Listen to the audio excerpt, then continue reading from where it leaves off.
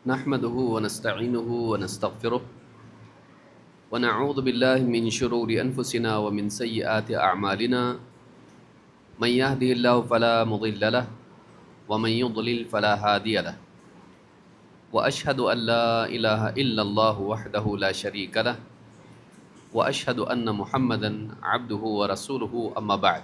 وأشهد أن لا إله إلا الله وحده لا شريك له وأشهد أن محمدا عبده ورسوله أما بعد. فإن خير الحديث كتاب الله وخير الهدي هدي محمد صلى الله عليه وعلى آله وسلم وشر الأمور محدثاتها وكل محدثة بدعة وكل بدعة ضلالة وكل ضلالة في النار. قال الله تبارك وتعالى: اقرأ باسم ربك الذي خلق خلق الإنسان من علق اقرأ وربك الأكرم الذي علم بالقلم علم الإنسان ما لم يعلم. موقر اہل علم، جماعت و جمعیت کے اور مسجد سیب کے ذمہ داران، قریب و بعید سے آئے ہوئے میرے محترم دینی بھائیوں، نوجوان ساتھیوں اور قابل احترام ماں بہنوں،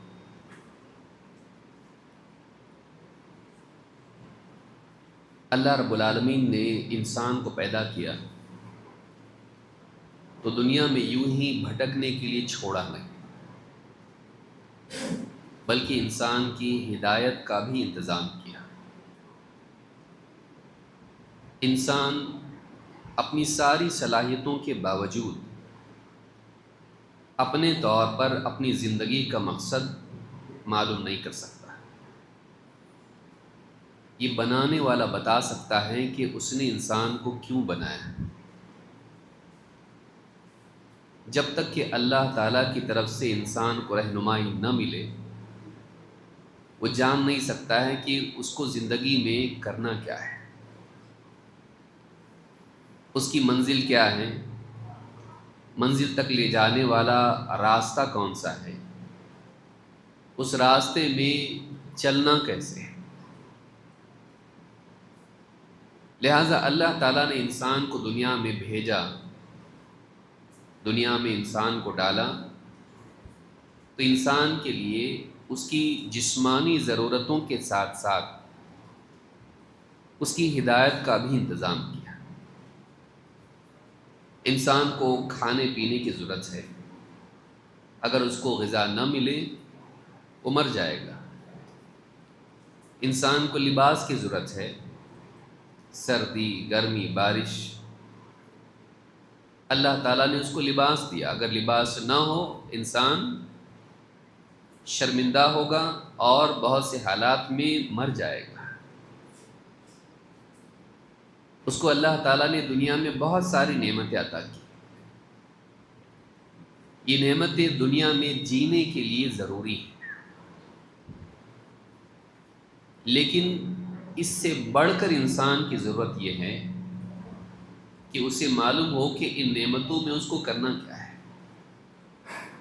اس کو کیوں پیدا کیا گیا ہے، اس کی زندگی کا مقصد کیا ہے، اور اس مقصد کو پورا کرنے کے لیے اس کو کیا کرنا چاہیے۔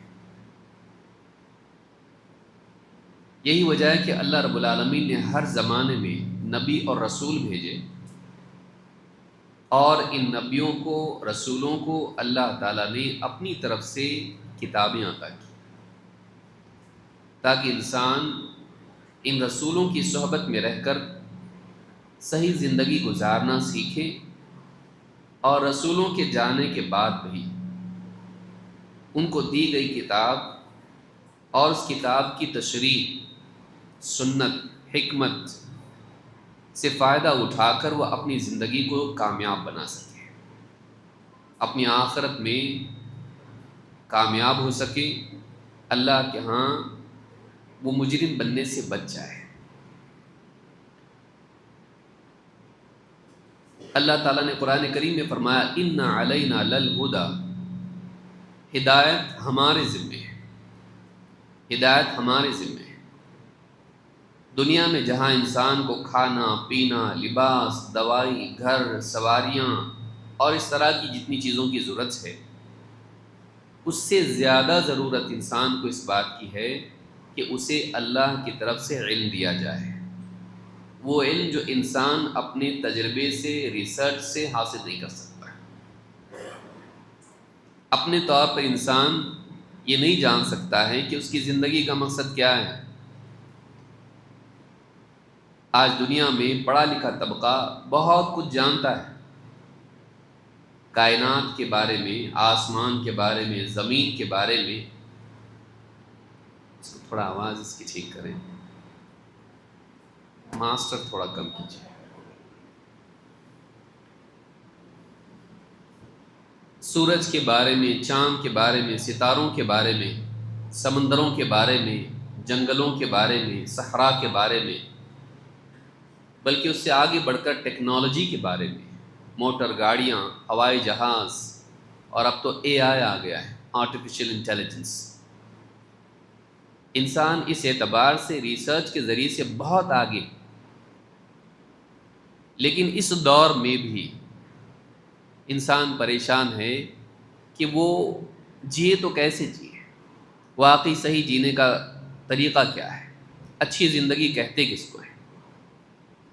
یہی وجہ ہے کہ پڑھے لکھے ملکوں میں بھی، ترقی یافتہ ملکوں میں بھی انسان ویسے ہی پریشان ہے۔ کچھ لوگ کھو کے پریشان ہیں اور کچھ لوگ پا کے بھی پریشان ہیں۔ ساری ترقیات کے باوجود انسان پھر بھی پریشان کا پریشان ہی ہے۔ کیوں؟ اس لیے کہ وہ نہیں جانتا ہے کہ صحیح کیا ہے، جیے کیسے، اندر کا سکون کیسے ملے، زندگی کا مقصد کیا ہے۔ جب تک کہ انسان مقصد کے لیے نہ جیے وہ سکون نہیں پاتا ہے۔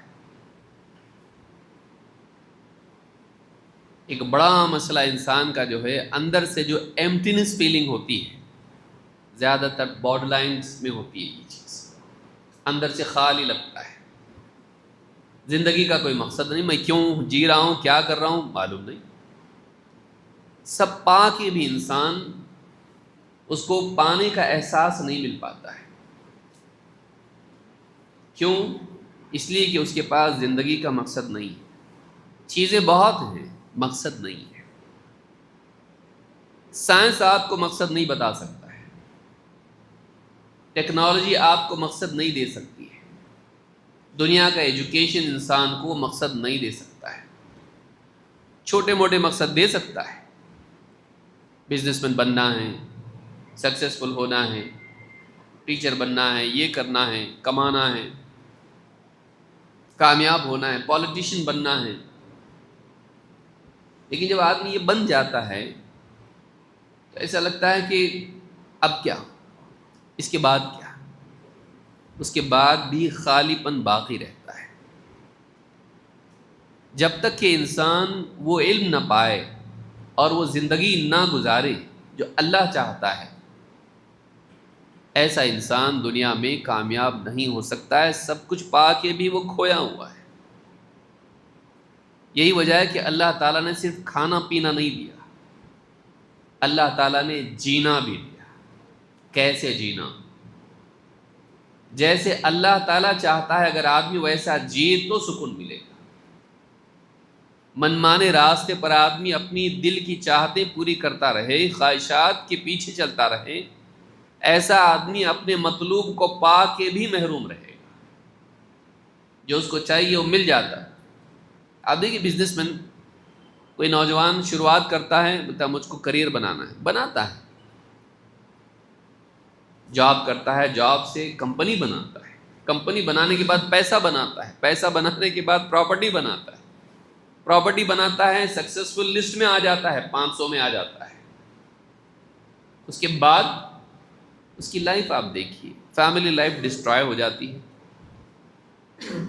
رات دن میں کئی دوائیں وہ کھا رہا ہوتا ہے مینٹل پیس کے لیے، چھٹیاں لے کے پہاڑ پر جاتا ہے، پیس آف مائنڈ بولتا رہتا ہے، لیکن پھر بھی نہیں مل پاتا ہے، سکون نہیں ملتا ہے۔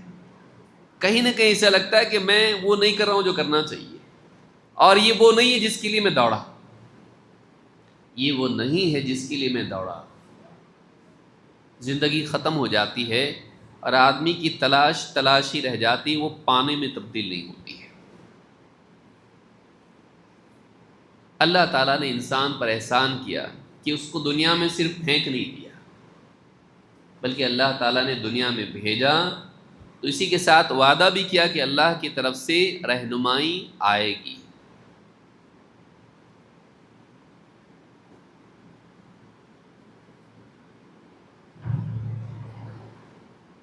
اللہ تعالیٰ نے وعدہ بھی کیا، فَإِمَّا يَأْتِيَنَّكُم مِّنِّي هُدًى فَمَن تَبِعَ هُدَايَ فَلَا خوف علیہم ولا هم يحزنون، اور ایک جگہ کہا فلا یضل ولا یشقی، کہ میری طرف سے تمہارے پاس اگر رہنمائی آئے تو جو اس رہنمائی کی، جو اس گائیڈنس کو فالو کرے گا، رہنمائی کی پیروی کرے گا، وہ نہ دنیا میں گمراہ ہوگا اور نہ آخرت میں ناکام ہوگا، اس پر نہ کوئی خوف ہوگا اور نہ وہ غمگین ہوگا۔ لہٰذا یہ جو رہنمائی اللہ والی ہے اس کو وحی کہتے ہیں، اور یہ اللہ کی کتاب ہے جو اللہ تعالیٰ نے انسانوں کے لیے بھیجی، قرآن، اور قرآن سے پہلے اور کتابیں ہیں، بلکہ قرآن میں سب سے پہلی وحی اللہ نے جو نازل کی اس میں بھی اللہ نے یہ بتایا، اللہ نے فرمایا اقرأ بسم ربک الذی خلق، پڑھ اپنے رب کے نام سے جس نے پیدا کیا۔ کس کو پیدا کیا نہیں بتایا، سب کچھ پیدا کیا، خاص طور سے خلق الانسان من علق، انسان کو پیدا کیا علق سے، جمع ہوا خون کا لوتھڑا، ایک دم شروعات کی شکل، جو ماں کے پیٹ میں بچہ جب رحم میں جا کے حمل ٹھہر جاتا ہے اس کی پہلی حالت کو علق کہتے ہیں یا علقہ کہتے ہیں، اس کے بعد مضغہ ہوتا ہے، اس کے بعد باقی حالات پیدا ہوتے ہیں، جسم پورا بن جاتا ہے، اس کے بعد بچہ پیدا ہوتا ہے۔ تو پڑھ اپنے رب کے نام سے جس نے پیدا کیا، انسان کو پیدا کیا علق سے، جمے ہوئے خون سے، خون کے لوتھڑے سے۔ اقرأ وربک الاکرم، پڑھ اور تیرا رب بڑا کریم ہے۔ الذی علم بالقلم، جس نے قلم کے ذریعے تعلیم دی، علم الانسان ما لم يعلم، انسان کو سکھایا جو نہیں جانتا تھا۔ آپ دیکھیے سب سے پہلا میسج ساری انسانیت کو دیا جا رہا ہے، کیا بتایا جا رہا ہے؟ انسان کو اللہ نے پیدا کیا، سب کچھ اللہ نے پیدا کیا، خاص طور سے انسان کو پیدا کیا، اور جب پیدا کیا تو اپنی شروعات میں بالکل وہ ناقص تھا، بس ایک خون کا قطرہ اور خون کا لوتھڑا تھا، نطفے سے علقہ، علقہ سے مضغہ، پھر اس کے بعد کامل بنا۔ یہ اللہ ہے جو ناقص کو کامل بناتا ہے۔ ایک قطرے سے، منی کے قطرے سے اللہ تعالیٰ بڑھاتے بڑھاتے بڑھاتے بڑھاتے ماں کے پیٹ میں کامل بچہ بنا کے دنیا میں اس کو لاتا ہے جو ساری صلاحیتوں والا ہوتا ہے۔ اللہ کامل بناتا ہے ناقص سے، جسمانی اعتبار سے، لیکن کمال صرف جسمانی ہوتا ہے؟ جانور بھی تو جسم والے ہوتے ہیں۔ انسان کا کمال کیا اچھے جسم میں ہی ہے؟ انسان کو اچھا بنانے والا کیا اس کا چہرہ، اس کے ہاتھ پاؤں بس اتنے ہی ہیں؟ یہی انسان ہے پھر دنیا میں آ کے خوبصورت ہوتا ہے لیکن کئی لوگوں کی جانیں لیتا ہے، کئی لوگوں کو دھوکہ دیتا ہے، کئیوں کی عزت خراب کرتا ہے، کئیوں پر ظلم و زیادتی کرتا ہے، برائیاں پیدا کرتا ہے، شراب، جوا، دھوکہ، نہ جانے کتنی چیزیں۔ یہی انسان ہے، ٹھیک ٹھاک جسم والا انسان یہ سارا غلط کیوں کرتا ہے؟ بگاڑ کیسے آتا ہے؟ بگاڑ جسم کی وجہ سے نہیں آتا ہے، بگاڑ سوچ کی وجہ سے آتا ہے۔ بگڑی ہوئی سوچ اگر انسان کی ہو تو بگڑے ہوئے اعمال پیدا ہوتے ہیں، اور بگڑے ہوئے اعمال سماج کو بگاڑتے ہیں، سماج میں بربادی لاتے ہیں۔ تو کامل ہونا صرف اس اعتبار سے نہیں ہے کہ بس ایک قطرے سے ایک کامل جسم بن جائے، بلکہ کامل ہونا یہ ہے کہ اس کامل جسم کے ساتھ ساتھ اس کے اندر روح بھی اچھی ہو، سوچ بھی اچھی ہو، دل بھی اچھا ہو۔ لیکن جسم بہتر بنتا ہے کھانے پینے سے، لیکن اندر کا انسان اچھا بنتا ہے اچھی سوچ سے، لیکن اچھی سوچ آتی ہے اچھی معلومات سے، صحیح علم سے صحیح سوچ بنتی ہے، صحیح سوچ سے صحیح اعمال بنتے ہیں، صحیح اعمال سے اچھی دنیا بنتی۔ تو اللہ نے بتایا جہاں انسان کو اللہ نے پیدا کر کے دنیا میں چھوڑا، ماں کے پیٹ سے اس کو نکالا، ناقص سے کامل بنایا، اس کے ساتھ ساتھ ایک اور انتظام اللہ نے کیا، وہ یہ کہ انسان کو صحیح معلومات دے کہ اس آنکھ کا جو اتنی اعلیٰ آنکھ ہے استعمال کیسے کرے، زبان دی گئی ہے اس کا استعمال کیسے کرے، کانوں کا استعمال کیسے کرے، ہاتھ کا استعمال کیسے کرے، پاؤں کا استعمال کیسے کرے، بلکہ اپنی دی ہوئی عقل کا استعمال کیسے کرے۔ انسٹرومنٹ تو انسان کے پاس ہے، لیکن اس کا صحیح استعمال بھی آدمی کر رہا ہے، دنیا میں غلط استعمال بھی کرتا ہے، چاہے آنکھ ہو، زبان ہو، ہاتھ ہو، پاؤں ہو، عقل ہو، اس کا صحیح بھی استعمال کر رہا ہے اور غلط بھی استعمال کر رہا ہے۔ واقعی صحیح استعمال اس کا کیا ہے، کون بتائے گا؟ اگر انسان کے ہاتھ میں ہوتا تو سب اچھے ہوتے، انسان کو نہیں معلوم۔ لہٰذا اللہ رب العالمین نے جہاں بہتر جسم دیا، وہیں انسان کو بہتر زندگی پانے کے لیے علم بھی دیا، ایسا علم جو انسان خود سے نہیں جان سکتا۔ سائنسداں یہ بتا سکتا ہے آپ کو کہ یونیورس کیسے بنی، جو بھی اس کی معلومات ہے۔ سائنسداں یہ بتا سکتا ہے کہ بارش کیسے ہوتی ہے، زمین میں سے اناج کیسے اگتا ہے، ماں کے پیٹ میں بچہ کیسے پنپتا ہے، پرورش پاتا ہے، باہر کیسے آتا ہے، سب بتا سکتا ہے۔ لیکن سائنسداں یہ نہیں بتا سکتا بارش کیوں ہوتی، اناج کیوں اگتا، انسان کیوں پیدا ہوا، انسان کو ساری صلاحیتیں کیوں ملی، امپرفیکشن سے پرفیکشن کی طرف جسم کیوں جاتا ہے، کیوں انسان ساری صلاحیتیں کیا ہیں، اس کا پرپس کیا ہے، سائنس یہ نہیں بتا سکتا ہے۔ سائنس کیسے کا جواب دے سکتا ہے، کیوں کا نہیں۔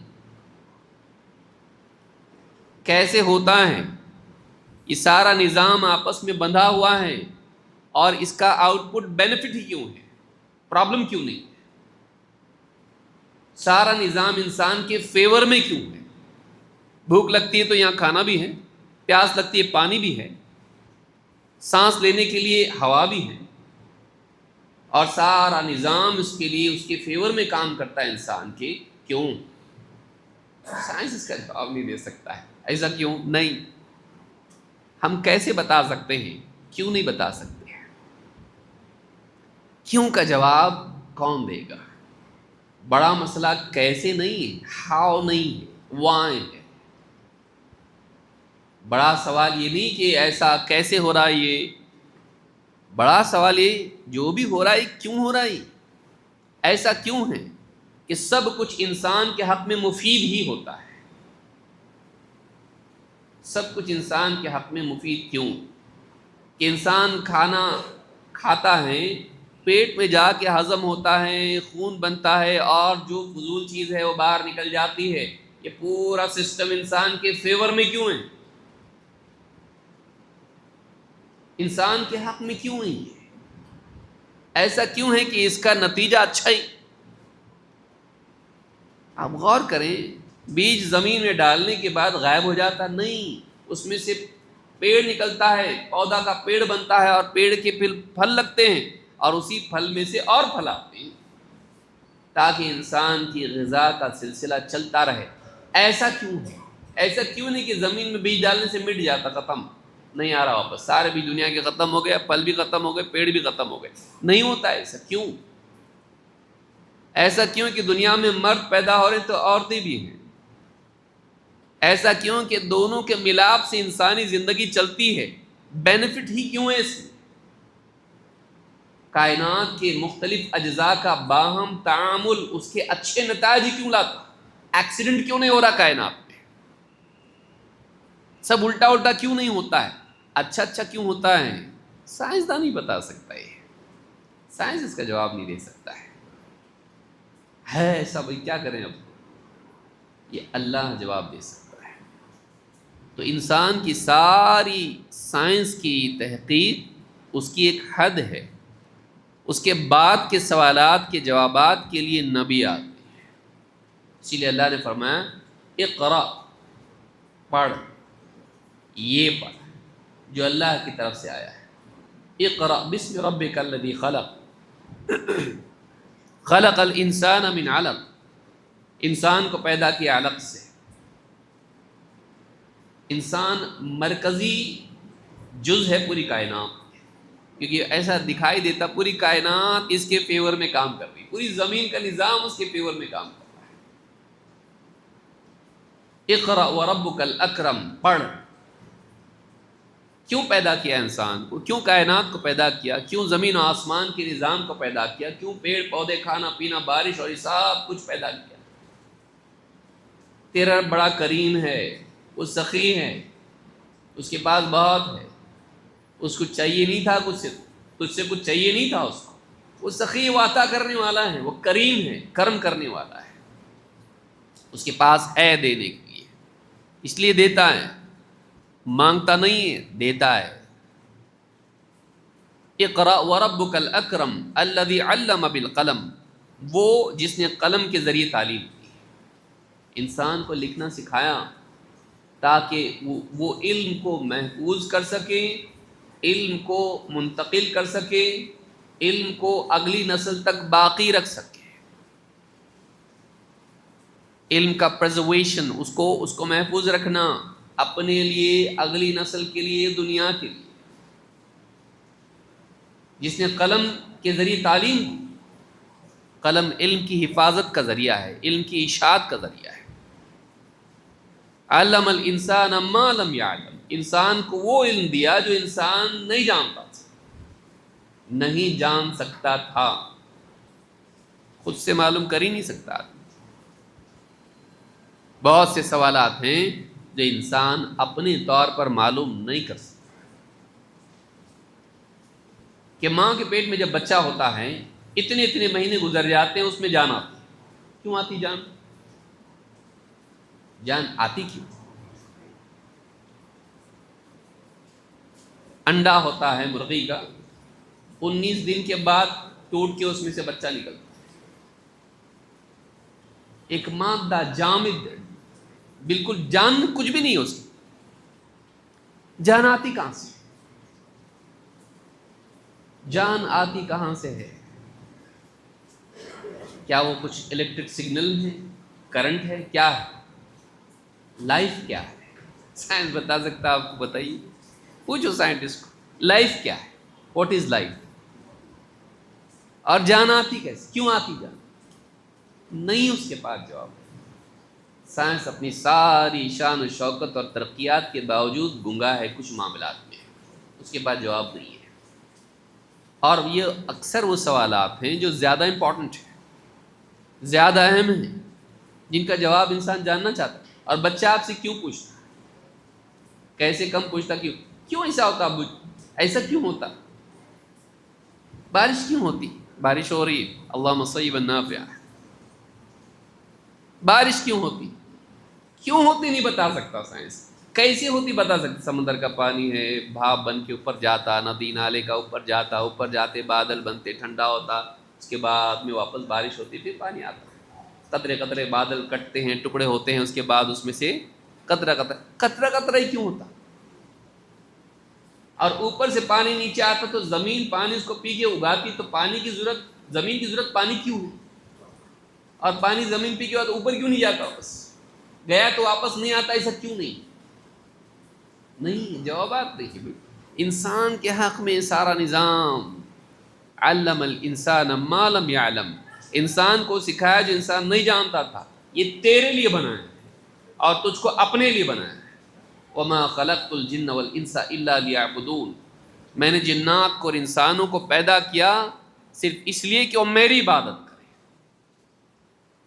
اچھا، انسان کا پرپز یہ ہے کیا کہ وہ بندہ بن کے جیے، اپنے مالک کو پہچانے اور اپنی زندگی اپنے رب کی رضا کے مطابق، اس کی پسند کے مطابق جیے، اس کے لیے انسان کو پیدا کیا ہے۔ بہت سے سوالات سائنس اس کا جواب نہیں دیتا ہے۔ اللہ نے اس کے لیے قرآن نازل کیا، اس کے لیے قرآن نازل کیا کہ انسان کو عقیدے اور عمل کے اعتبار سے، اصول کے اعتبار سے، اس کے نفاذ کے اعتبار سے صحیح بات معلوم پڑے کہ اس کو کرنا کیا ہے دنیا میں، کیسے جینا ہے، اس کی زندگی کا مقصد کیا ہے، اس مقصد کو پورا کرنے کے لیے اس کو کرنا کیا پڑے گا، انسان کا انجام کیا ہے، مرنے کے بعد کیا ہوتا ہے، کیسے جیے تو مرنے کے بعد انسان کامیاب ہوگا، مرنے کے بعد زندگی ہے کہ نہیں ہے، کیا انسان ختم ہو جاتا۔ دنیا میں بہت سارے سوالات ہیں، اس کا جواب نہیں انسان کے پاس، اللہ کی طرف سے اس کا جواب اللہ نے دیا۔ اس کے لیے ایک ایسی کتاب دی جس کی حفاظت کا اللہ نے ذمہ لیا، انا نحن نزلنا الذکر وانا لہ لحافظون۔ اس نصیحت کی کتاب کو ہم نے نازل کیا ہے اور ہم ہی اس کے محافظ ہیں۔ قیامت تک کے لیے اللہ تعالیٰ نے اس کتاب کی حفاظت کا ذمہ لیا تاکہ نبی کے جانے کے بعد بھی، نبی صلی اللہ علیہ وسلم کی دنیا سے تشریف لے جانے کے بعد بھی انسانیت کے لیے کتاب رہنمائی دیتی رہے، انسان اس سے فائدہ اٹھاتا رہے اور ہدایت پاتا رہے۔ لیکن صرف اتنا ہی نہیں بلکہ قرآن کا فہم بھی اللہ نے دیا۔ خالی کتاب دے دی، پڑھ کے جو سمجھنا ہے سمجھو، نہیں، کتاب بھی دی اور کتاب کو سمجھانے والا بھی بھیجا۔ اللہ تعالیٰ نے فرمایا وَأَنزَلَ اللَّهُ عَلَيْكَ الْكِتَابَ وَالْحِكْمَةَ وَعَلَّمَكَ مَا لَمْ تَكُنْ تَعْلَمْ وَكَانَ فَضْلُ اللَّهِ عَلَيْكَ عَظِيمًا۔ اے نبی، ہم نے آپ پر کتاب نازل کی اور حکمت نازل کی۔ حکمت وزڈم، سوجھ بوجھ، گہری سمجھ۔ وَعَلَّمَكَ مَا لَمْ تَكُنْ تَعْلَمْ، اور اے نبی ہم نے آپ کو سکھایا جو آپ نہیں جانتے تھے۔ وَكَانَ فَضْلُ اللَّهِ عَلَيْكَ عَظِيمًا، اور آپ پر اللہ کا بہت بڑا فضل رہا ہے۔ بچپن ہی سے اللہ نے احسانات کیے، سورہ والضحیٰ میں اللہ نے ذکر کیا اس کا۔ تو اللہ رب العالمین نے نبی صلی اللہ علیہ وسلم کو وہ علم دیا جو آپ بھی نہیں جانتے تھے، اور آپ کو کتاب دی اور کتاب کے ساتھ حکمت دی۔ کتاب قرآن اور حکمت سنت۔ تو یہ بھی یاد رکھیں کہ قرآن کے ساتھ ساتھ قرآن کو صحیح سمجھنے کے لیے اللہ کی طرف سے دی ہوئی حکمت جو نبی کریم صلی اللہ علیہ وسلم کی زبانی ہم کو عطا کی گئی، یہ بھی قرآن کے سمجھنے کے لیے ضروری ہے۔ صرف قرآن نہیں دیا، قرآن کی انڈرسٹینڈنگ بھی دی اللہ نے۔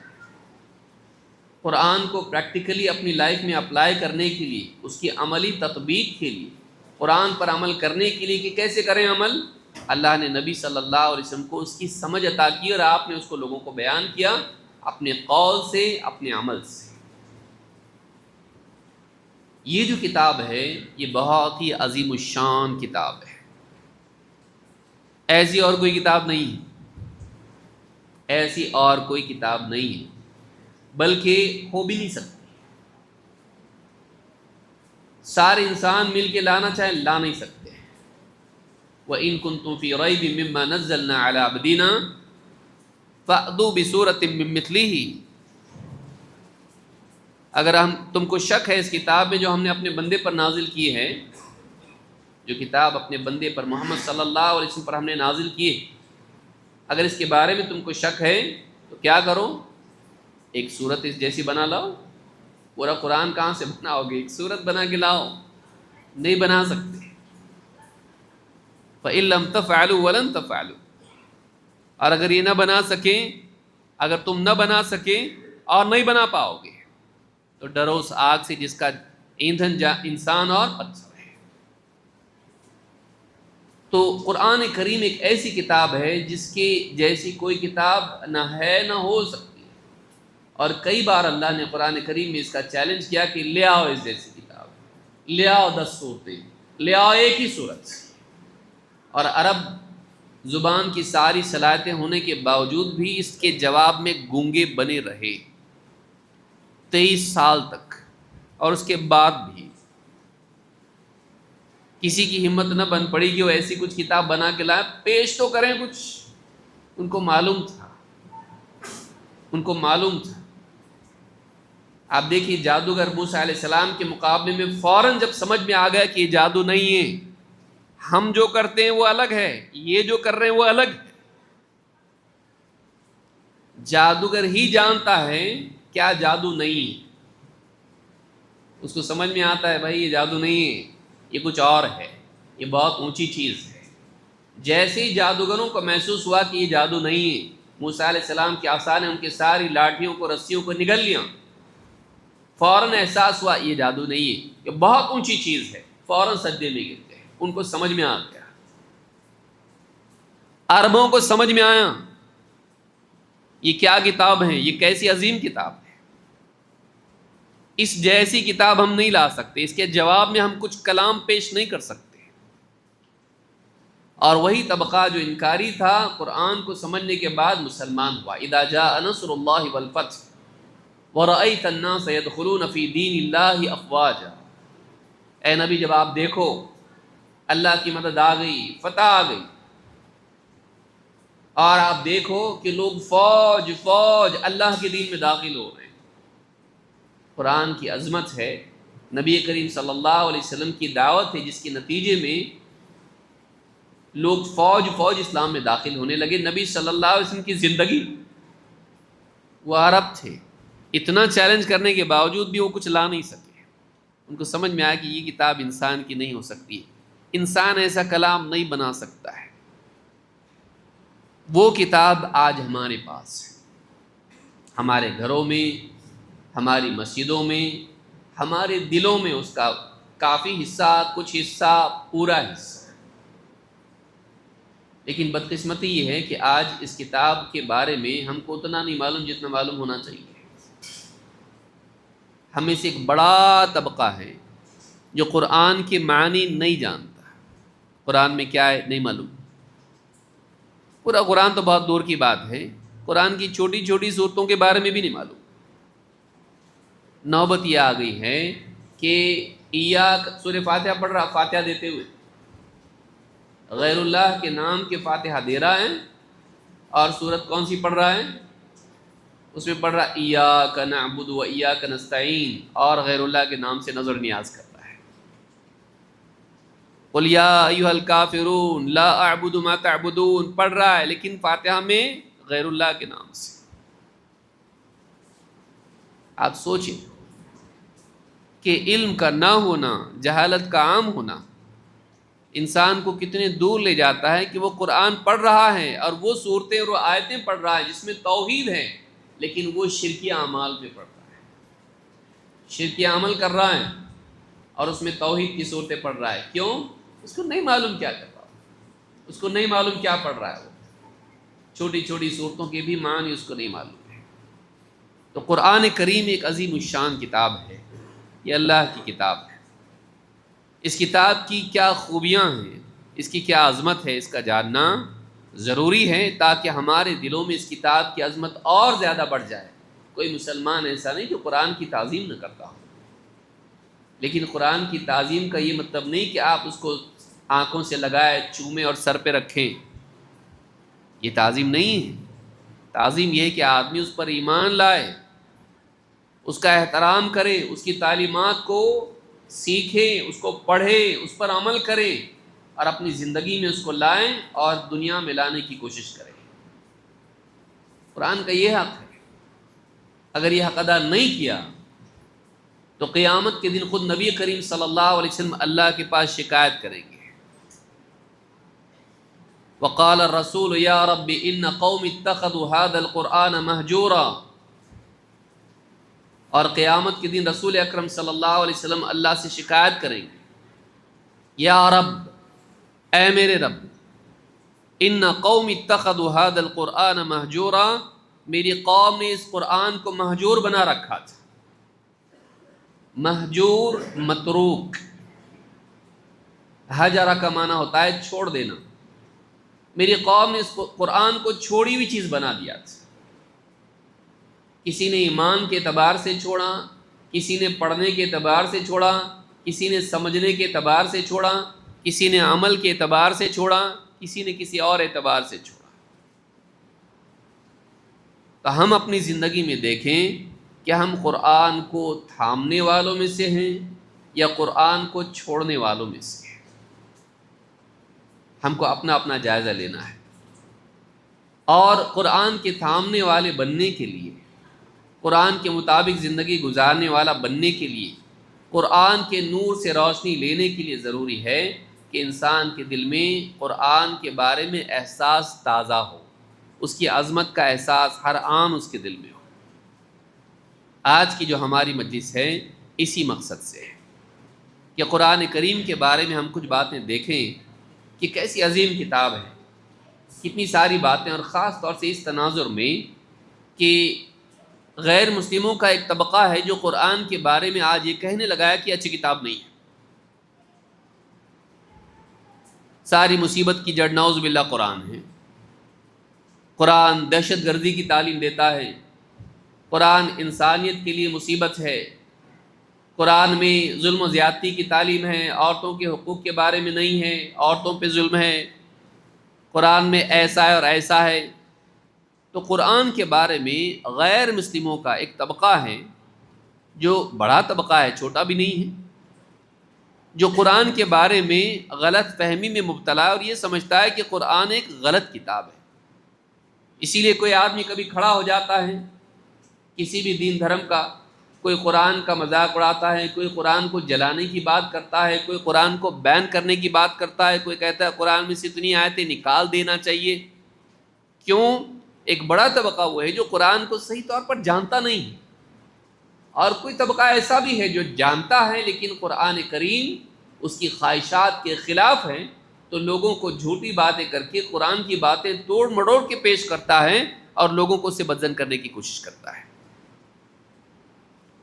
مسلمان جوش میں آتے ہیں، ایمان کی رگ، غیرت کی رگ پھڑکتی ہے، ہمارا قرآن، اس کے بارے میں ہم غلط بات نہیں سنیں گے۔ لیکن کیا اتنا کافی ہے؟ کوئی غیر مسلم اسی سے پوچھے اچھا قرآن اچھی کتاب ہے نا، کیا اچھا ہے اس میں بتاؤ ذرا، وہ نہیں پوچھنا، کیا ہے نہیں پوچھنا۔ کبھی ہم نے نہیں پوچھے، ہم نے کبھی نہیں پوچھا کسی عالم سے قرآن میں کیا ہے، تم ہم سے پوچھتے ہو، تمہاری جرت کیسے ہوئی؟ بس قرآن اچھا ہے اتنا ہم جانتے ہیں، لیکن قرآن میں کیا ہے ہم نہیں جانتے۔ لوگ ہنسیں گے نہیں ہمارے اوپر کہ تم ایسی کتاب کا دفاع کر رہے ہو جس کو تم خود نہیں جانتے؟ ساری دنیا میں سب سے زبردست، سب سے اعظم کتاب، سب سے بہترین کتاب، اس کی ہر بات اچھی، ہر بات سچی، قرآن میں رہنمائی ہے، ہماری کتاب ہے، ہمارے نبی پر اللہ نے نازل کی، زبردست کتاب ہے، پہاڑ پر نازل کی جاتی تو ریزہ ریزہ ہو جاتا، وہ سب ٹھیک ہے، لیکن آپ کو معلوم ہے قرآن میں کیا ہے؟ ہم کو نہیں معلوم۔ کتنی عمر ہے تمہاری؟ 50 سال، 60 سال، نہیں معلوم، نہیں معلوم۔ کیوں؟ عربی میں ہے کیا؟ ترجمے بھی ہے اس کے، لیکن پھر بھی نہیں معلوم، تفسیر بھی ہے اس کی، نہیں معلوم ہم کو۔ کیوں نہیں معلوم ہے؟ ٹائم نہیں ہے ہمارے پاس، ہمارے پاس ٹائم نہیں ہے۔ ٹائم ہے، اہمیت نہیں ہے۔ کھانا نہیں کھاتا، پیشاب پاخانہ نہیں کرتا، پکنک پہ نہیں جاتا، اسکول کالج نہیں جاتا، جاب پہ نہیں جاتا، بیوی بچوں کے ساتھ ٹائم پاس نہیں کرتا، کرکٹ کے میچ نہیں دیکھتا، فٹ بال نہیں دیکھتا، فلمیں نہیں دیکھتا، ٹائم نہیں ہے تیرے پاس۔ ان سب کے لیے ٹائم ہے، قرآن کے لیے ٹائم نہیں ہے۔ تیرے پاس ٹائم نہیں کا مسئلہ نہیں ہے، تیرے پاس اہمیت نہیں ہے اس چیز کی۔ اگر ٹائم نہیں ہوتا تو باقی کام بھی نہیں کرتا، تو تیرا کوئی کام چھوٹتا نہیں ہے۔ 3 سے 4 گھنٹے موبائل فون میں سارے میسج تو پڑھتا ہے، اللہ کا پیغام پڑھنے کے لیے تیرے پاس ٹائم نہیں ہے۔ لوگوں کے پیغامات، میسیجز پڑھتا ہے، جانکار لوگوں کے، اجنبی لوگوں کے، انسٹاگرام پہ، فیس بک پہ، سب کے بنائے ہوئے پیغام، سب کے بنائے ہوئے ویڈیو، میسیجز سب دیکھتا، پڑھتا، سنتا، دیکھتا۔ رب العالمین کا پیغام تیرے اپنے گھر میں، تجھ کو طور پہ جانے کی بھی ضرورت نہیں ہے، تیرے پاس ہے، بلکہ تیرے ساتھ ہے، تیرے اسی موبائل میں جس میں تو دوسرے پیغامات دیکھ رہا ہے۔ مخلوق کے پیغامات تو دیکھ رہا ہے جس مشین میں، جس ڈیوائس میں، اسی میں خالق کا پیغام بھی رکھا ہوا ہے۔ اس میں قرآن ہے، لیکن تو مخلوق کے پیغامات دیکھتا ہے، رب العالمین کا پیغام نہیں دیکھتا ہے، ٹائم نہیں ہے تیرے پاس، جھوٹ بولتا ہے، جھوٹ بولتا ہے۔ تیرے پاس ٹائم ہے، وہ تیری پرائیورٹی نہیں ہے، تیرے پاس اس کی اہمیت نہیں ہے۔ یہ اہمیت اگر ہماری زندگی میں آ جائے، قرآن کی عظمت اگر واقعی جیسی ہونی چاہیے، رسمی عظمت نہیں، واقعی ایسی عظمت جو ہم کو احساس ہو کہ کتنی بڑی کتاب ہے اور اس سے محروم رہنا کتنی بڑی محرومی ہے، تب جا کے واقعی ہم غلط فہمی دور کرنے والے بنیں گے۔ ایک بڑا طبقہ آج کہہ رہا ہے قرآن نہیں چاہیے ہم کو، ہٹاؤ اس کو، اس کتاب کو بند کرو۔ کل کو جا کے اگر کوئی کہے کہ پابندی لگا دو اس کتاب کے اوپر، مدرسوں میں بھی نہ پڑھائی جائے، گھروں میں نہ پڑھی جائے، مسجدوں میں نہ رکھی جائے، کیا کریں گے؟ آج اگر ہم کو معلوم نہ ہو اس کتاب میں کیا صحیح بات ہے، لوگوں کا ذہن نہ بنائیں ہم لوگ، حق بات صحیح سلیقے سے آپ لوگوں کے سامنے نہ رکھیں اور وہ غلط فہمی میں پڑے رہیں اور نفرت کرنے لگیں قرآن سے، اسلام سے، آپ سے نفرت نہیں کریں گے، اور پھر اس کے بعد جو اقدامات ہوں گے آپ اس کے نتیجے میں کریں گے کیا؟ کرنے کے وقت میں کرنے کا کام آدمی نہ کرے تو پھر وقت گزر جانے کے بعد میں انسان پچھتاتا ہے اور کچھ کر نہیں پاتا ہے۔ تو آج حال یہ ہے کہ مسلمان قرآن کے بارے میں خود نہیں جانتا ہے، دوسروں کو کیا بتائے گا؟ علماء کہتے ہیں فاقد الشیء لا یعطی، جو خود کنگال ہو دوسرے کو کیا دے گا، خود محروم ہے دوسرے کو کیا دے گا؟ ہم قرآن کے بارے میں کسی کو کیا مطمئن کر سکتے ہیں؟ ہم کو ہی معلوم نہیں قرآن میں کیا ہے۔ یہ جاگنے کا وقت ہے، سونے کا وقت نہیں ہے، یہ جاگنے کا وقت ہے کہ ہم اس کتاب سے جڑیں۔ کیوں؟ کیونکہ ہماری ذلت کا سبب اس کتاب سے دوری۔ ان اللہ تعالی یرفع بهذا الکتاب اقواما ویضع به آخرین، امام مسلم نے روایت کیا ہے، اللہ کے رسول صلی اللہ علیہ وسلم فرماتے ہیں اللہ تعالیٰ اس کتاب کے ذریعے سے بہتوں کو رفعت، بلندی عطا کرتا ہے اور بہتوں کو پستی میں ڈال دیتا ہے اس کتاب کی وجہ سے۔ جن کو بلندی ملتی ہے وہ اس کتاب کو اپنی زندگی میں اونچا مقام دینے والے ہوتے ہیں، اس کتاب کا حق ادا کرنے والے ہوتے ہیں، اور جو ذلیل ہوتے ہیں، پستی میں گرتے ہیں، ان کی زندگی میں اس کتاب سے اونچا دوسرا کچھ ہوتا ہے۔ ایمان کے اعتبار سے، پڑھنے کے اعتبار سے، مشغولیت کے اعتبار سے، عمل کے اعتبار سے کچھ اور پرائیورٹی ان کی ہوتی ہے۔ جو اس کو اوپر رکھتے ہیں اللہ ان کو اوپر کرتا ہے، جو اس سے اوپر کسی اور چیز کو رکھتے ہیں اللہ ان کو نیچے کر دیتا ہے۔ ہم دیکھیں ہماری زندگی میں کیا ہے، کیا ہم نے کتاب و سنت کو اپنی زندگی میں اونچا مقام دیا یا نہیں؟ شروعات کہاں سے کریں؟ شروعات اس سے کریں کہ ہم کو معلوم ہو اس کتاب میں کیا ہے اور وہ کیا چیزیں ہیں جو اس کتاب کو عظیم کتاب بناتی ہیں۔ وَإِنَّهُ لَكِتَابٌ عَزِيزٌ، عزیز کے بارے میں آپ دیکھیں ابن الجوزی رحمہ اللہ نے زاد المسیر میں اور اسی طرح سے دوسرے مفسرین نے کتنی باتیں کہی ہیں۔ یہ بہت ہی شرف والی کتاب ہے، عزیز ہے، منیع، باطل اس میں نہیں آ سکتا ہے، اس جیسی کتاب پیش نہیں کی جا سکتی ہے، نادر کتاب ہے ہی نہیں ایسی کتاب کی۔ یہ عظمت والی کتاب ہے، شرف والی کتاب ہے، عزت والی کتاب ہے۔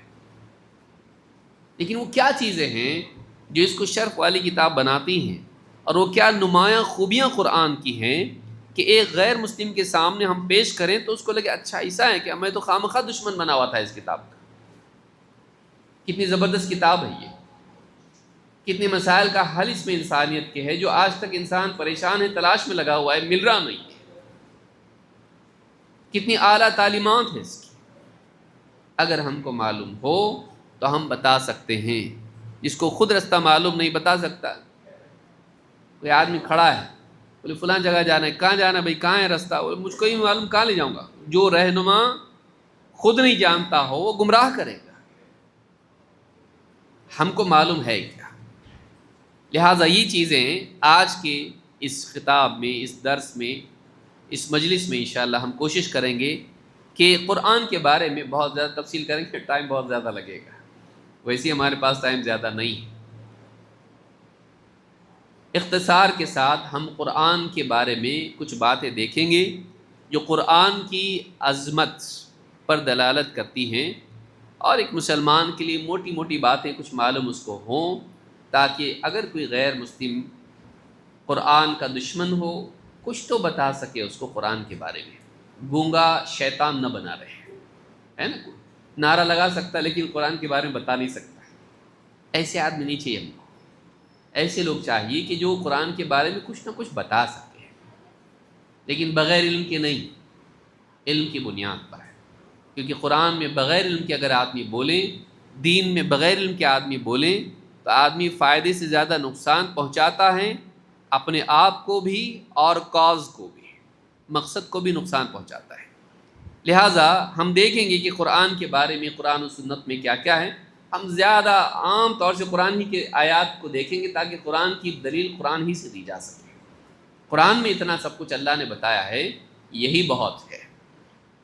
سب سے پہلی بات یہ کہ قرآن نبی صلی اللہ علیہ وسلم کا کلام نہیں، یہ اللہ کا کلام ہے۔ بہت سارے غیر مسلم یہ سمجھتے ہیں کہ نبی صلی اللہ علیہ وسلم لکھے، کیونکہ ہر مذہب کی کتابوں کے بارے میں، ادیان کی کتابوں کے بارے میں ہوتا ہے کوئی نہ کوئی آتا ہے کتاب لکھتا ہے، یہ اس کی لکھی ہوئی کتاب ہوتی ہے۔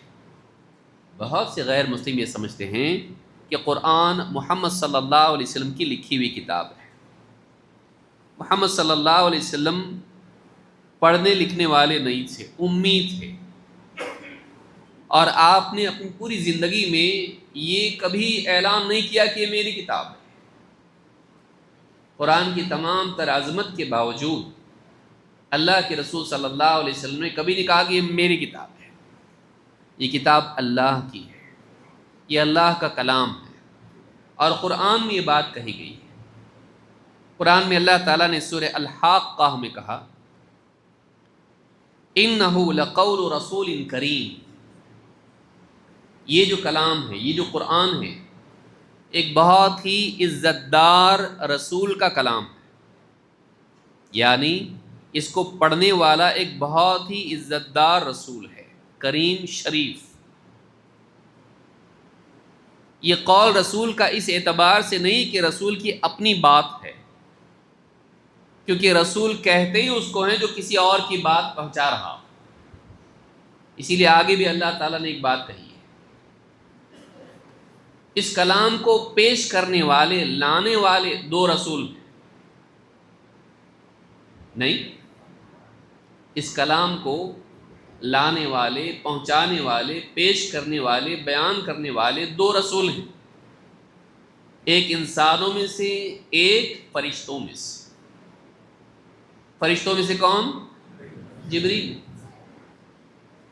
اسی لیے اللہ نے اذا الشمس کوورت میں کہا یہ کیا ہے، انہ لقول رسول کریم، وہاں بھی کہا، لیکن وہ فرشتہ مراد ہے وہاں پر۔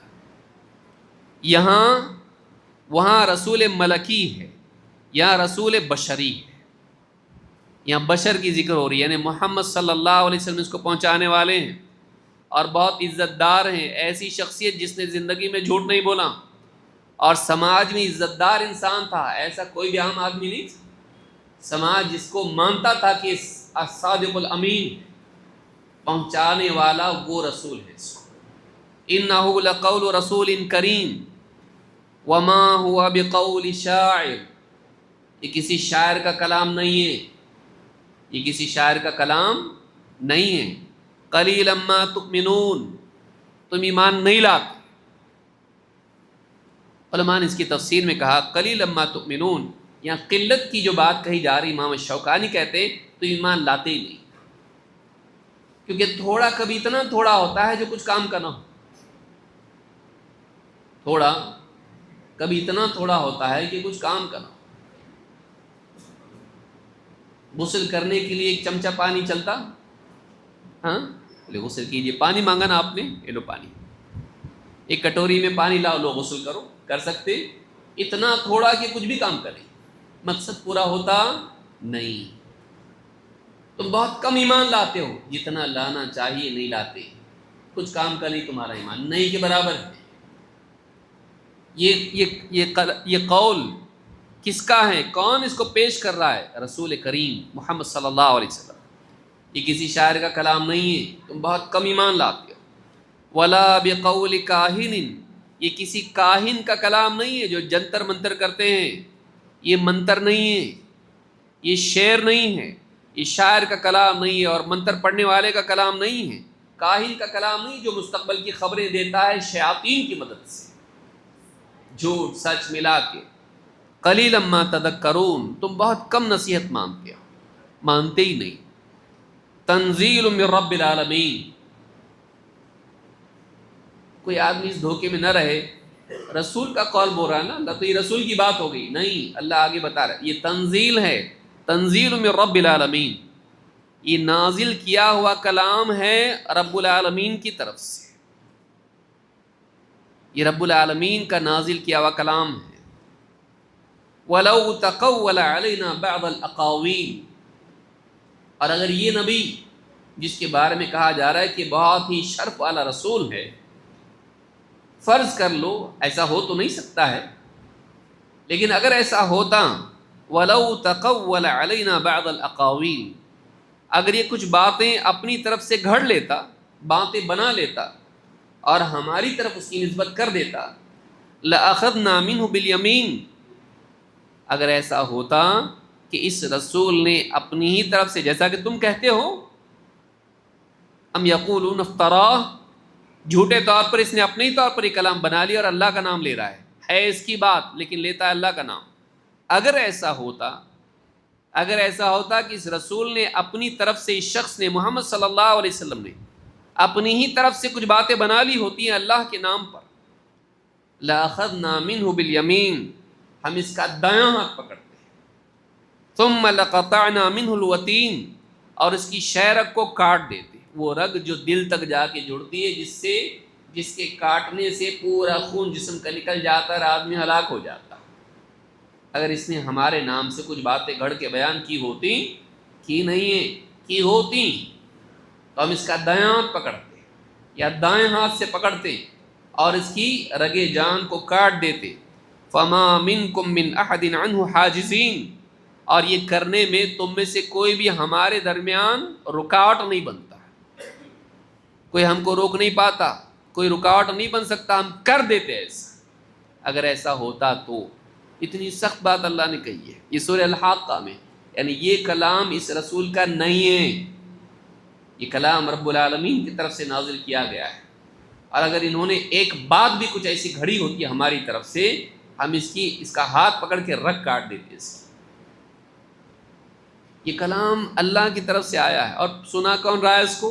محمد صلی اللہ علیہ وسلم۔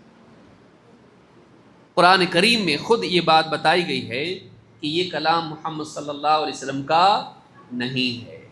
یہ بہت سارے غیر مسلم سمجھتے ہیں کہ محمد صلی اللہ علیہ وسلم کی کتاب ہے، آپ نے لکھی ہے، نہیں، یہ اللہ کی طرف سے آئی ہے۔ دوسری بات اللہ نے بتائی، یہ رب العالمین کی طرف سے، جیسے پچھلی آیت میں کہا، اللہ نے کہا تنزیل الکتاب لا ریب فیہ من رب العالمین، اس کتاب کا نازل کیا جانا اس میں کوئی شک نہیں ہے کہ رب العالمین کی طرف سے ہے، اس میں کوئی شک نہیں ہے۔ نبی صلی اللہ علیہ وسلم کو بھی شک نہیں تھا، معلوم نہیں کس کی طرف سے آ رہا، میرے دل میں باتیں تو نہیں آ رہی، آپ کو شک نہیں تھا اس پر، اور نئی کتاب ایسی ہے کہ اس پر شک کیا جائے، یقیناً یہ رب العالمین کی طرف سے نازل کی ہوئی کتاب ہے۔ ام یقولون افتراہ، کیا یہ ایسا کہتے ہیں کہ اس نبی نے، محمد صلی اللہ علیہ وسلم نے اسے اپنی طرف سے گھڑ لیا ہے؟ بل هو الحق من ربک، بلکہ اے نبی یہ آپ کے رب کی طرف سے حق ہے، یہ باطل نہیں ہے، یہ جھوٹ نہیں ہے، یہ دھوکہ نہیں ہے، یہ فالس ہوڈ نہیں ہے، بلکہ یہ حق ہے آپ کے رب کی طرف سے۔ کیوں آیا ہے؟ لِتُنذِرَ قَوْمًا مَّا أَتَاهُم مِّن نَّذِيرٍ مِّن قَبْلِكَ لَعَلَّهُمْ يَهْتَدُونَ، کیوں آیا یہ بھی اللہ نے بتایا، کس کی طرف سے آیا، کس کے پاس آیا؟ اللہ کی طرف سے آیا، محمد صلی اللہ علیہ وسلم کے پاس آیا۔ کیوں آیا؟ لِتُنذِرَ قَوْمًا مَّا أَتَاهُم مِّن نَّذِيرٍ مِّن قَبْلِكَ، تاکہ آپ ایک ایسی قوم کو جس کے پاس آپ سے پہلے کوئی خبردار کرنے والا نہیں آیا تھا انہیں خبردار کر دیں زندگی کے انجام سے، آخرت سے، قیامت سے، گناہوں کی سزا سے، اللہ کی پکڑ اور محاسبے سے۔ لِتُنذِرَ قَوْمًا مَّا أَتَاهُم مِّن نَّذِيرٍ مِّن قَبْلِكَ لَعَلَّهُمْ يَهْتَدُونَ، تاکہ وہ اس کتاب سے رہنمائی پائیں، لوگوں کو معلوم ہو صحیح کیا ہے غلط کیا ہے، انہیں ہدایت ملے، انہیں گائیڈنس ملے۔ قرآن انسانیت کی رہنمائی کے لیے آیا ہے۔ عرب میں آپ دیکھیے محمد صلی اللہ ابراہیم علیہ السلام نے اپنے بیٹے حضرت اسماعیل کو وہاں بسایا اور اس کے بعد نسلیں چلی گئی۔ عیسیٰ علیہ السلام آخری نبی ہیں لیکن وہ بھی کدھر آئے؟ آخری رسول ہیں اس سلسلے میں آپ سے پہلے، اور وہ آئے بنی اسرائیل کے لیے، یہاں کوئی آیا ہی نہیں، زمانے گزر گئے۔ اس لیے کہا کہ لِتُنذِرَ قَوْمًا مَّا أَتَاهُم مِّن نَّذِيرٍ مِّن قَبْلِكَ، آپ سے پہلے ان کے پاس کوئی خبردار کرنے والا آیا ہی نہیں، ان کو آپ خبردار کرو تاکہ ان کو رہنمائی ملے، وہ راہ پائیں، انہیں ہدایت نصیب ہو۔ یہ کتاب اللہ تعالیٰ نے اس لیے نازل کی تاکہ انسانیت ہدایت پائے، جنہیں کوئی ہدایت نہیں ملی انہیں ہدایت مل جائے، جو اندھیرے میں پڑے وہ ہدایت پائیں۔ یہ سورہ سجدہ میں اللہ نے بات کہی ہے۔ یہ کتاب کیسے نازل ہوئی، کس کے ذریعے سے نازل ہوئی؟ جبریل اس کو لے کر آئے۔ اللہ نے فرمایا وَإِنَّهُ لَتَنزِيلُ رَبِّ الْعَالَمِينَ، یہ کتاب رب العالمین کی نازل کی ہوئی کتاب ہے۔ دیکھیے کتنی جگہ اللہ نے بتایا رب العالمین رب العالمین، نبی صلی اللہ علیہ وسلم کی کتاب نہیں ہے، یہ اللہ کی کتاب ہے، آپ کو دی گئی لیکن دی اللہ نے، تو اللہ کا کلام ہے یہ۔ وَإِنَّهُ لَتَنزِيلُ رَبِّ الْعَالَمِينَ، یہ رب العالمین کی نازل کی ہوئی کتاب ہے۔ نزل به الروح الامین، اس کو لے کر الروح الامین آئے، امانت دار روح، جبریل ایسا فرشتہ جو سارے فرشتوں کا سردار ہے، بڑا امانت دار ہے، قوت والا ہے، نہ خود خیانت کرتا ہے، نہ شیطان اس سے لڑ کے اس میں ملاوٹ کر سکتا ہے، بڑی قوت والا ہے، زبردست ہے۔ تو وہ فرشتہ جو الروح الامین ہے وہ لے کر اس کو نازل ہوا ہے، امانت دار فرشتہ شرف والے رسول کریم کے پاس اس کو لے کر آیا۔ علی قلبک لتکون من المنذرین، یہ لے کر نازل ہوا آپ کے دل پر۔ قرآن کہاں نازل ہوا؟ نبی صلی اللہ علیہ وسلم کے دل پر، کیونکہ اللہ تعالیٰ نے آپ کے سینے میں اس کو جمع کر دیا۔ ان علینا جمعہ وقرآنہ فَإِذَا قَرَأْنَاهُ فَاتَّبِعْ قُرْآنَهُ ثُمَّ إِنَّ عَلَيْنَا بَيَانَهُ، إِنَّ عَلَيْنَا جَمْعَهُ وَقُرْآنَهُ، اے نبی آپ کے سینے میں اس کا جمع کر دینا اور آپ کی زبان سے اس کو پڑھوا دینا ہمارے ذمے ہے۔ اللہ تعالیٰ کا وعدہ تھا کہ آپ صلی اللہ علیہ وسلم کے امی ہونے کے باوجود، پڑھے لکھے نہ ہونے کے باوجود، آپ کے سینے میں آپ کو یاد کرنے کی وہ محنت نہیں کرنی پڑی جو ہم لوگوں کو کرنی پڑتی ہے۔ نازل ہوا، سینے میں جمع ہو گیا، آپ کے سینے میں اس قرآن کو جمع کیا گیا۔ تو کہا کہ علی قلبک لتکون من المنذرین، آپ کے قلب پر اس کو نازل کیا گیا ہے تاکہ آپ لوگوں کو ڈرانے والے ہو جائیں۔ منذرین میں ڈرانے والا ٹیررزم کے معنی میں نہیں ہے، کوئی آدمی صرف ترجمہ پڑھ لے تاکہ آپ لوگوں کو ڈرانے والے ہو جائیں۔ دیکھو ہم تو یہ تو بول رہے ہیں ٹیررسٹ ہیں، نعوذ باللہ۔ یہاں یاد رکھیں ڈرانے والا کون سا؟ اپنے آپ سے ڈرا رہا ہے، ہتھیار سے ڈرا رہا ہے؟ نہیں، ڈرانے والا وہ کہ دیکھو خطرہ ہے، آگے خطرہ ہے، مت جاؤ، سنبھال کے جاؤ، آگے قیامت کا دن آ رہا ہے، موت آ رہی ہے، قبر آ رہی ہے، جہنم کا مسئلہ ہے، قیامت کے دن کا حساب ہے، آنے والے خطرے سے ڈرانے والا، ہمدرد، خیر خواہ۔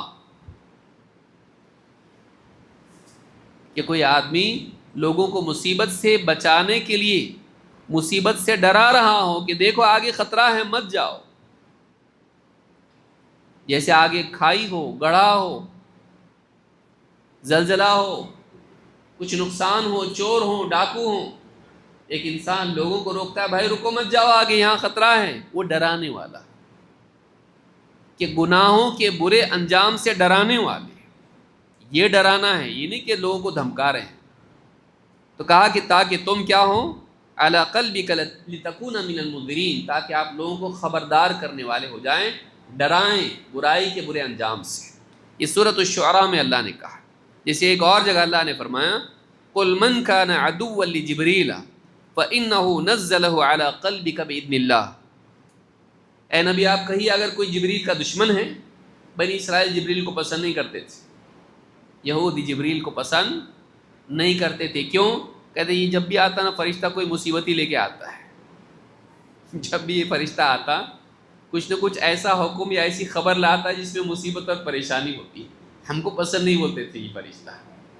تو اللہ نے فرمایا قل من کان عدوا لجبریل، اے نبی آپ کہیے کہ کوئی اگر جبریل کا دشمن ہے، فإنہ نزلہ علی قلبک بإذن اللہ، تو وہ جان لے کہ جبریل ہیں جنہوں نے اللہ کے حکم سے اس کتاب کو آپ کے دل پر نازل کیا ہے۔ تو جبریل کی صراحت یہاں پر ہے کہ آپ کے سینے پر دل پر کس فرشتے نے لے، الروح الامین سے مراد کون ہے؟ جبریل ہے۔ مصدقا لما بین یدیہ وہدی وبشریٰ للمؤمنین، اور یہ کتاب اس سے پہلی جتنی کتابیں آئیں ان کی تصدیق کرتی ہے، بتاتی کہ وہ کتابیں بھی سچی تھیں، تورات، انجیل، زبور، صحف ابراہیم، صحف موسیٰ، یہ کتاب ان کتابوں کی تصدیق کرتی ہے۔ وَهُدًى وَبُشْرًى لِلْمُؤْمِنِينَ، اور یہ کتاب ہدایت ہے اور خوشخبری ہے ایمان والوں کے لیے، جو لوگ اس کتاب پر ایمان لے آئیں، یہ کتاب ان کو زندگی کے پرابلمز میں گائیڈ کرتی ہے اور دکھ درد کے احوال میں، پریشانی میں، دین پر چلنے میں ان کو خوشخبری سناتی ہے، ان کو موٹیویٹ کرتی ہے، ان کے دل کو تسکین دیتی ہے یہ کتاب۔ تو اللہ نے بتایا کہ یہ کتاب نازل ہوئی کس کے ذریعے سے؟ اب نازل کس نے کی؟ دیکھیے اب جتنا پڑھے ہم لوگ تھوڑا سا اس کو ریوائز کر لیتے ہیں۔ نمبر ایک، نازل کون کیا؟ اس کو کون لکھا؟ محمد صلی اللہ علیہ وسلم لکھے نا؟ نہیں، یہ کس کی کتاب ہے؟ اللہ کی، رب العالمین نے اس کو نازل کیا ہے۔ کس پر نازل ہوئی؟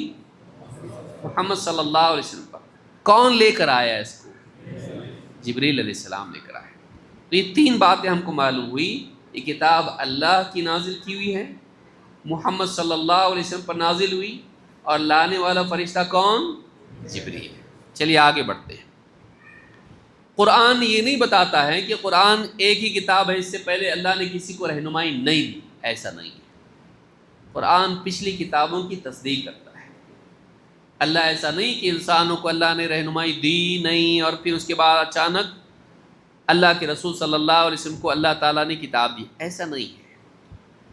قرآن میں ہم کو بتایا گیا ہے کہ انسانی رہنمائی کا سلسلہ ہمیشہ رہا، اور قرآن سے پہلے بھی کتابیں نازل کی گئیں۔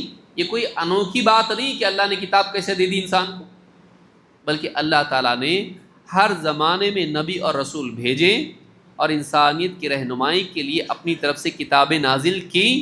وہ کتابیں ان ادوار کے لیے تھیں، اور ہر دور کے لیے کتاب ہوا کرتی تھی۔ اللہ تعالیٰ نے اس دور کے لیے اور آنے والے دور کے لیے قرآن دیا ہے۔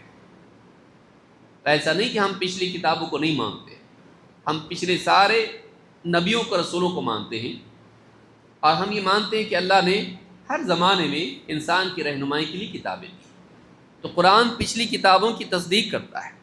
اللہ تعالیٰ قرآن کریم میں فرماتا ہے لقد ارسلنا رسلنا بالبینات، ہم نے رسول بھیجے دلیلوں کے ساتھ، بینات کے ساتھ۔ وانزلنا معهم الکتاب والمیزان لیقوم الناس بالقسط، اور ہم نے ان رسولوں کے ساتھ کتاب نازل کی، ان رسولوں کو کتاب عطا کی، والمیزان، اور ان کو میزان عطا کی۔ علماء نے کہا میزان سے متعلق عدل و انصاف ہے۔ ترازو کیا کرتا ہے؟ ظلم کرتا؟ ترازو کیا کرتا ہے؟ برابر، ایگزیکٹلی جس کا حق ہے اس کو دیتا ہے۔ تو یہ وہ عدل ہے جو اللہ تعالیٰ نے نازل کیا، انسان کی فطرت میں رکھا کہ وہ حق کو حق مانے، باطل کو باطل۔ صحیح بات جب سامنے آتی تو دل بولتا ہے، چاہے وہ اختیاری بھی نہیں ہوتا، بات صحیح ہے، حق بات ہے، اس کا یہ حق ہے۔ آپ بچے کو بھی دیکھیے، اس کی فطرت میں اللہ نے رکھا ہے، اس کے ساتھ ظلم ہوا تو غصہ ہوتا ہے، جب ظلم ہوتا ہے وہ ناراض ہوتا ہے۔ انسان کی فطرت میں اللہ نے عدل رکھا ہے، اور پھر اللہ تعالیٰ نے علم بھی دیا جو انسان کو بتائے کیا صحیح ہے غلط ہے۔ ایک تو فطرت میں، اور ایک اپنی طرف سے اللہ نے علم نازل کیا جس سے انسان کو عدل معلوم ہو۔ تو علماء نے کہا یہاں میزان سے مراد کیا ہے؟ عدل ہے۔ اور ابن کثیر رحمۃ اللہ نے تو اور بھی باتیں کہی کہ انسان کی فطرت میں جو اس کی عقل گواہی دیتی ہے کہ یہ حق ہے، یہ مراد ہے۔ انسان کی فطرت میں حق کی تصدیق کی صلاحیت اللہ نے رکھی کہ صحیح بات، حق بات، انصاف کی بات جب سامنے آئے تو انسان کا دل اپنے آپ اس کو مانتا ہے کہ یہ بات صحیح ہے۔ تو اللہ نے میزان رکھی، اور علماء نے کہا کہ ترازو بھی اللہ نے رکھا، انسان کو دیا ترازو استعمال کرو تاکہ حقدار کو اس کا حق دیا جا سکے۔ وَأَنزَلْنَا مَعَهُ الْكِتَابَ وَالْمِيزَانَ لِيَقُومَ النَّاسُ بِالْقِسْطِ۔ کیوں اللہ تعالیٰ نے دلیل نازل کی، کتاب نازل کی، میزان دنیا میں رکھا، انصاف انسان کی فطرت میں رکھا؟ کیوں؟ تاکہ لوگ عدل و انصاف پر قائم رہیں۔ یہ کتاب کیوں نازل کی گئی؟ جتنی بھی کتابیں اللہ کی آئی کیوں آئیں؟ تاکہ دنیا میں عدل و انصاف قائم ہو۔ انسان خواہشات کی بنیاد پر مخلوق پر ظلم کرتا ہے، کبھی جان میں، کبھی مال میں، کبھی عزت میں۔ ظلم کہاں ہوتا ہے؟ جان میں، مال میں اور عزت میں۔ کسی کی جان ناحق لینا، جسم کو نقصان پہنچانا، مال چھیننا، مال کو نقصان پہنچانا، عزت خراب کرنا۔ اللہ تعالیٰ نے کتاب نازل کی اور میزان نازل کیا تاکہ انسانیت حق کو جانے، کس کا کیا حق ہے، ماں باپ کا، بھائی بہن کا، رشتہ داروں کا، پڑوسی کا، انسان کا، جانور کا، اپنوں کا، پرایوں کا، مسافر کا اور مقیم کا۔ انسان کو معلوم پڑے کس کا کیا حق ہے، اور انسانیت حقدار کو حق دینے والی بنے، جس کا جتنا حق نکلتا ہے ترازو سے اس کو دیا جا سکے کتاب کی روشنی میں۔ لِيَقُومَ النَّاسُ بِالْقِسْطِ۔ تو یہاں اللہ نے ایک بات کہی کہ ہم نے کئی رسول بھیجے، اور ان رسولوں کو ہم نے کتاب دی تاکہ ان کتابوں کی بنیاد پر انسانیت جانے کہ واقعی کس کا حق کیا ہے۔ معلوم ہوا کہ اللہ کی طرف سے آئے ہوئے علم کے بغیر انسان اپنے طور پر نہیں جان سکتا ہے کہ کس کا کیا حق ہے۔ اللہ کی کتاب ہم کو بتاتی ہے کہ کس کا کیا حق ہے۔ حقدار کو حق دینے کے لیے انسان کو اللہ کی کتاب کی طرف رخ کرنا ضروری ہے۔ دیکھیے، نور دو طرح کا ہے، ایک ظاہری و باطنی، ایک باہر کا نور، ایک اندر کا نور۔ انسان کو اللہ نے آنکھ دی تاکہ وہ دیکھے، آنکھ نہیں رہی تو دکھتا، اور آنکھ ہے اور اندھیرا ہے، دکھتا؟ آنکھ رہی تو کیسے نہیں دکھتا؟ آنکھ سے تو دکھنا چاہیے نا۔ لیکن اگر آنکھ ہو اور ایک دم اچھی، چشمے والی نہیں، بغیر چشمے والی، ایکوریٹ دکھتا اس کو، لیکن رات کے اندھیرے میں نہ چاند ہو، نہ ستارے، سب چھپا ہوا ہے، ابر چھایا ہوا ہے، کوئی لائٹ نہیں، نہ موم بتی، نہ دیا، نہ قندیل، نہ اسٹریٹ لیمپ، کچھ بھی نہیں دکھتا؟ آنکھ ہونے کے باوجود بھی نہیں دکھتا جب تک کہ باہر روشنی نہ ہو۔ انسان کی فطرت میں اللہ نے رکھا ہے کہ وہ حق جب سامنے آتا ہے تو انسان کو سمجھ میں آتا ہے، دل اندر سے قبول کرتا ہے۔ انسان کو عقل اللہ نے دی ہے جس میں بہت ساری چیزوں میں اس کو صحیح غلط کی تمیز ہوتی ہے، یہ تمیز کرنے کے لیے اللہ نے عقل دی ہے۔ لیکن عقل اکیلی کچھ نہیں کر سکتی ہے، اس آنکھ کی طرح جو اندھیرے میں ہو، دیکھنے کی صلاحیت ہے لیکن پھر بھی نہیں دکھتا جب تک کہ باہر اجالا نہ ہو۔ یہ جو باہر سے اجالا ہے یہ اللہ کی طرف سے آنے والی وحی ہے۔ اس اجالے کے بغیر انسان کی آنکھ پھر بھی اندھی ہے۔ سمجھ میں آ رہی بات؟ اسی لیے آپ دنیا میں آپ دیکھیے، انسان آج ایک قانون بناتا کل دوسرا بناتا، آج ایک بات بولتا کل دوسری بات بولتا ہے۔ کیوں؟ کیونکہ اس کو سمجھ میں نہیں آتا صحیح کیا ہے غلط کیا ہے۔ حالات بدلتے رہتے ہیں، قوانین بدلتے رہتے ہیں، انسان کی سوچ اور ٹرینڈ بدلتا رہتا ہے. کیوں؟ ایک چیز پر آدمی ٹکا نہیں رہ سکتا ہے. ساری عقل کے باوجود انسان سمجھ نہیں سکتا ہے جب تک کہ اس کو باہر سے اللہ کی طرف سے نور نہ دیا جائے. کتاب انزلناہ الیک لتخرج الناس من الظلمات الی النور باذن ربہم. اے نبی، ہم نے آپ کی طرف اس کتاب کو نازل کیا ہے تاکہ آپ کے رب کے حکم سے، توفیق سے آپ لوگوں کو اندھیرے سے نکال کے اجالے کی طرف لے آئیں. اس کتاب کے ذریعے سے انسانیت اندھیرے سے اجالے میں آ گئی. اس کتاب کے بغیر انسانیت اندھیرے میں ہے، اور اندھیرے میں آنکھ والا بھی دیکھ پاتا. دیکھنے کے لیے آنکھ ضروری ہے لیکن کافی نہیں. دیکھنے کے لیے آنکھ ضروری ہے کہ نہیں؟ آنکھ سے ہی دکھتا نا، لیکن کافی ہے کیا؟ اجالا نہیں اور آنکھ ہے. اجالا چاہیے. یہ اجالا، یہ نور اللہ کی طرف سے آتا ہے. یہ نور اللہ کی طرف سے آتا ہے. یہ کتاب اللہ دیتا ہے.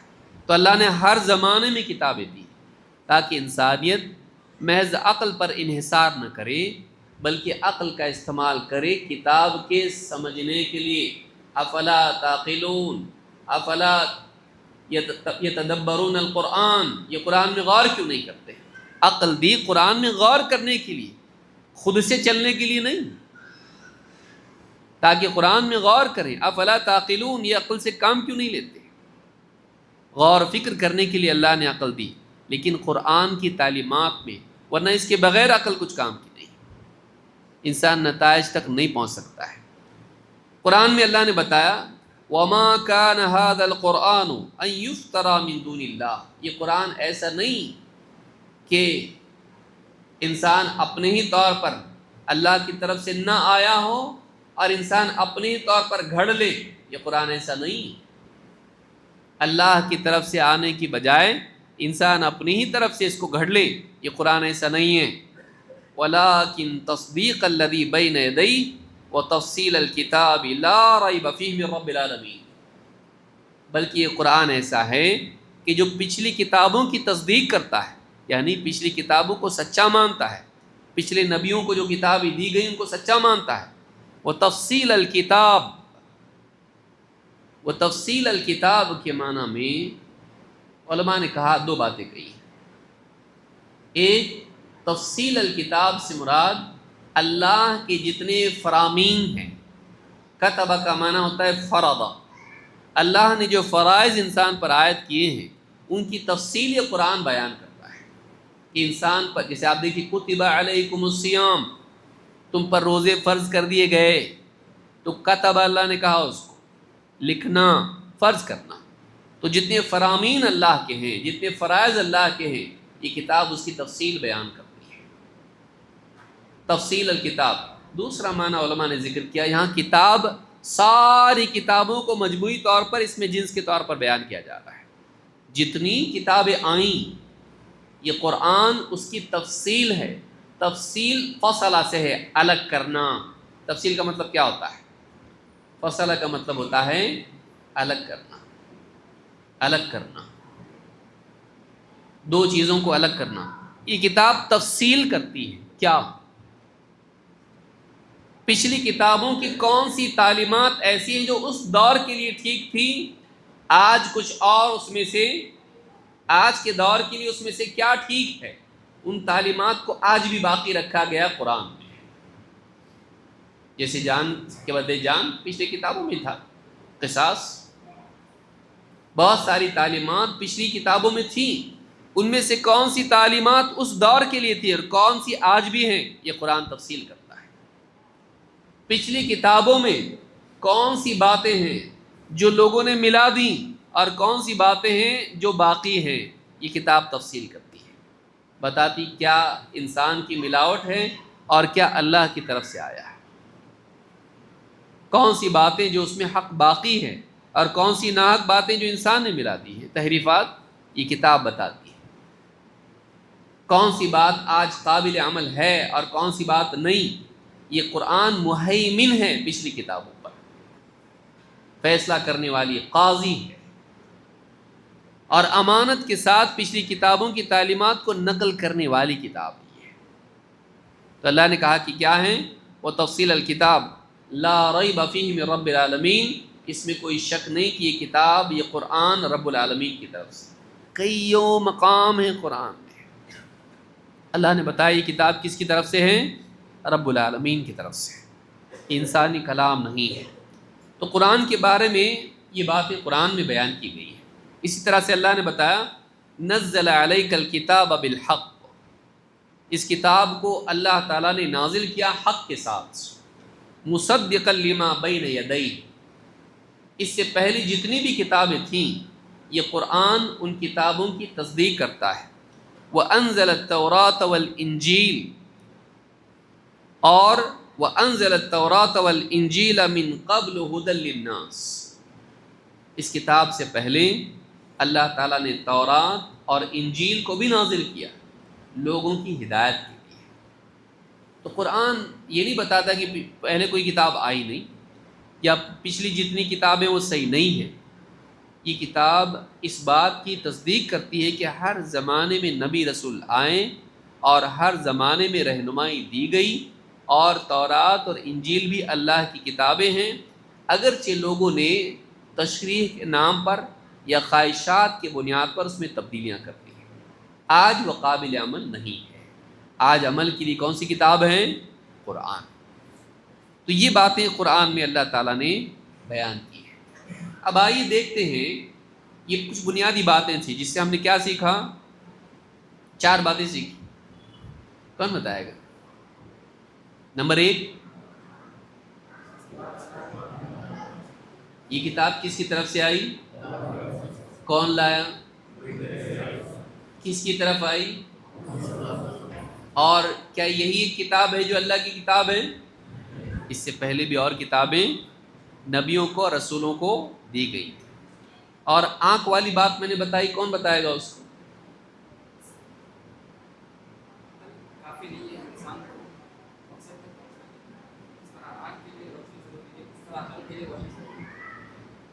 بارک اللہ فیک۔ دیکھیے عقل کافی نہیں انسان کے لیے، انسان کے پاس عقل ہے لیکن خیر و شر کی تفریق کے لیے، حق اور باطل کے جاننے کے لیے صرف عقل کافی نہیں ہے۔ زندگی کا مقصد جاننے کے لیے محض عقل کافی نہیں ہے۔ اسی لیے فلسفی سوالات پیدا کر کے چلے گئے، جوابات نہیں دیے۔ تو فلسفی آپ پڑھیں گے، اگر مت پڑھو، فلسفی میں آپ دیکھیں گے، فلسفے میں سوالات زیادہ رہتے، جوابات ہی نہیں رہتے۔ وہ جوابات دینے سے پہلے ہی مر جاتا بیچارہ، وہ سوالات کھڑے کر کے چلے جاتا ہے۔ تو فلسفی سوالات پیدا کرتی ہے، کیوں آئے دنیا میں، کیوں پیدا ہوئے، کیا صحیح ہے، کیا غلط ہے، کیا اچھا ہے، کیا برا ہے، کیوں برا ہوتا ہے انسان کے ساتھ، بیماری کیوں آتی دنیا میں، سیلاب کیوں آتے، سوالات پیدا کر کے وہ چلا جاتا قبر میں، جوابات نہیں ہے۔ اور یہ عقل مند لوگ رہتے سب، لیکن سوالات کھڑے کر کے چلے جاتے ہیں، جوابات نہیں دیتے ہیں۔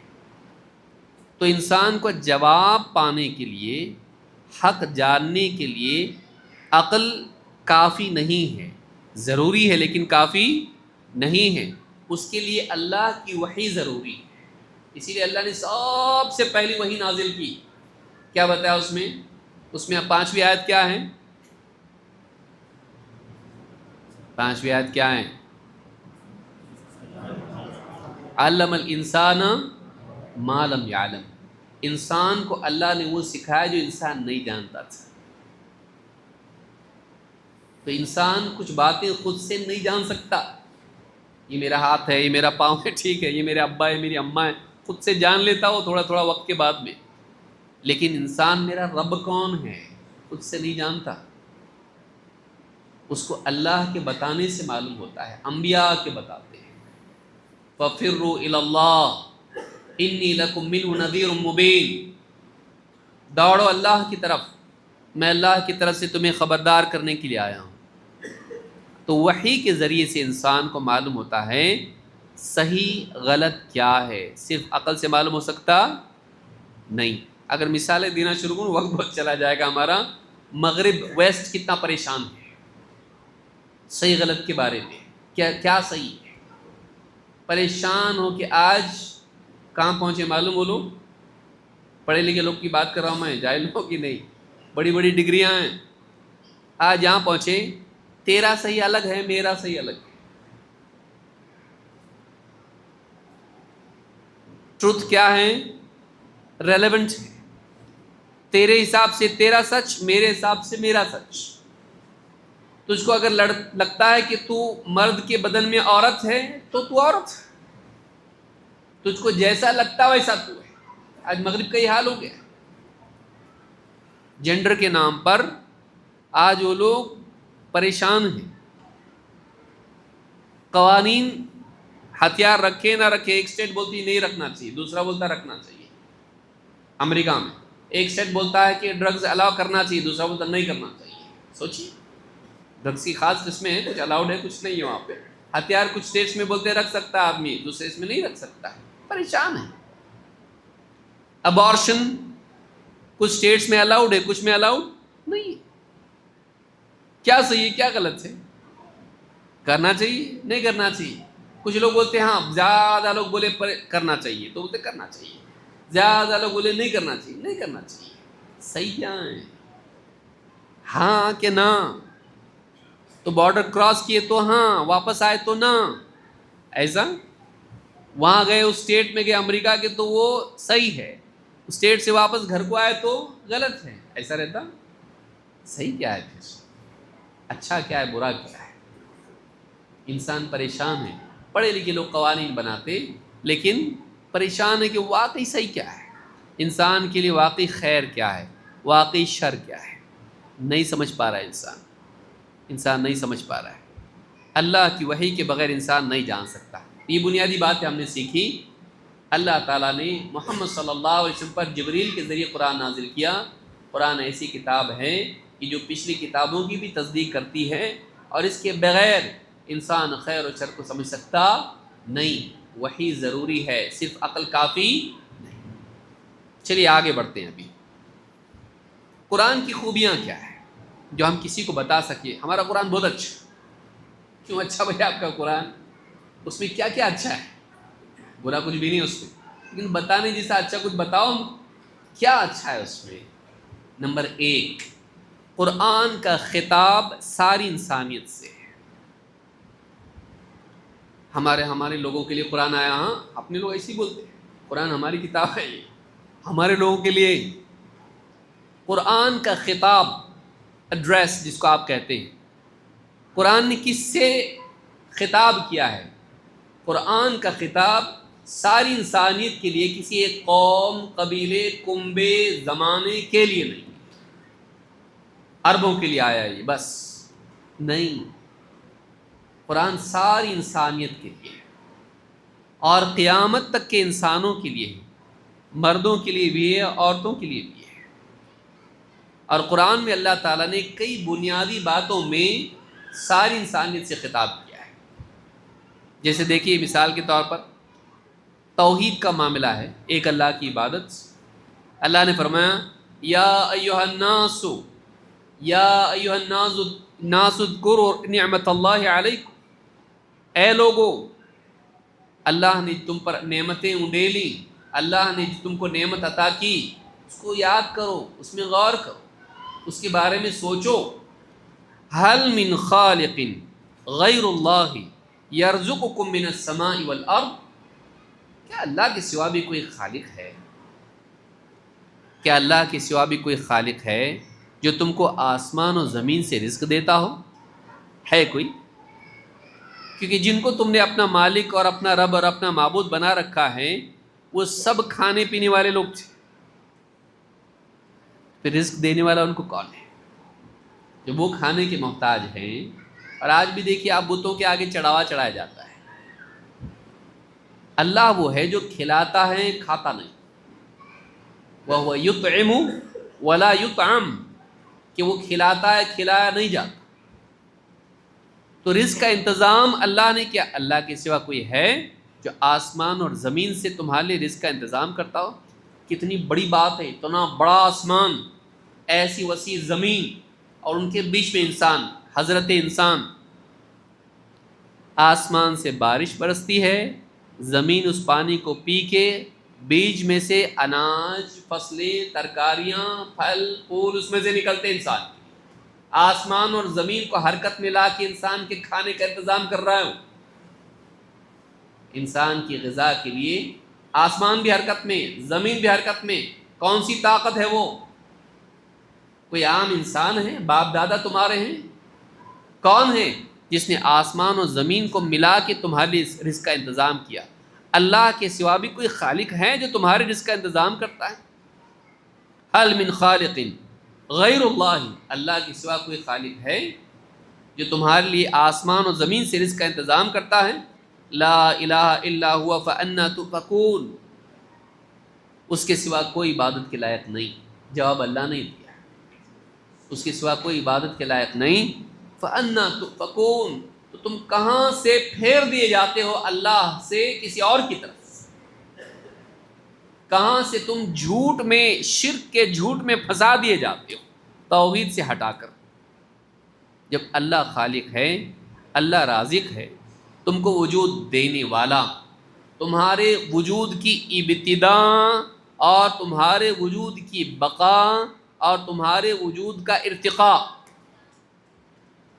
تم کو ایگزسٹنس دینا، اس کو سیف رکھنا اور اس کو اپ گریڈ کرنا، کون کرتا ہے یہ؟ اللہ۔ تو تم اپنے وجود میں اللہ کے محتاج ہو، کسی اور کو کیوں پوجتے ہو؟ کوئی اور ہے کہ جو یہ سب کرتا ہو، کہ تم کو پیدا کیا، آسمان کو پیدا کیا، زمین کو، پھر آسمان زمین کو ملا کے تمہارے کھانے پینے کا انتظام کرتا ہو؟ کوئی اور نہیں ہے، اللہ کے سوا کوئی نہیں۔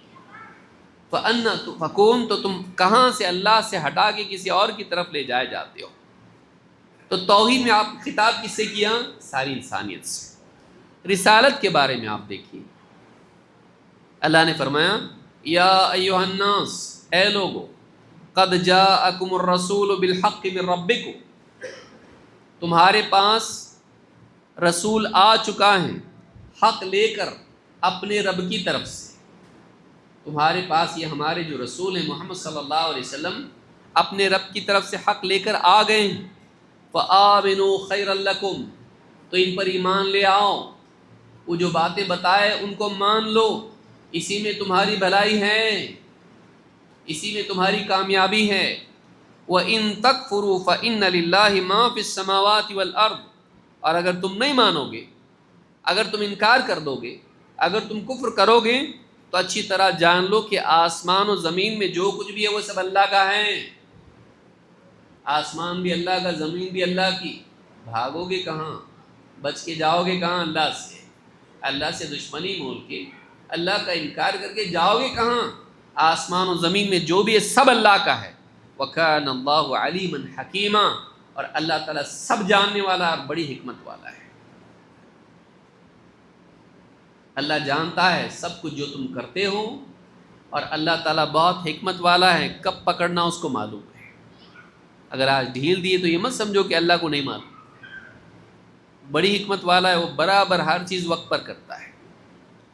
تو یہاں پر کہا گیا اے لوگوں، تمہارے رب کی طرف سے تمہارے پاس رسول آ چکا ہے حق لے کر۔ حق اللہ کی طرف سے آیا، وہ کون سا ہے حق؟ قرآن اور اس کا فہم۔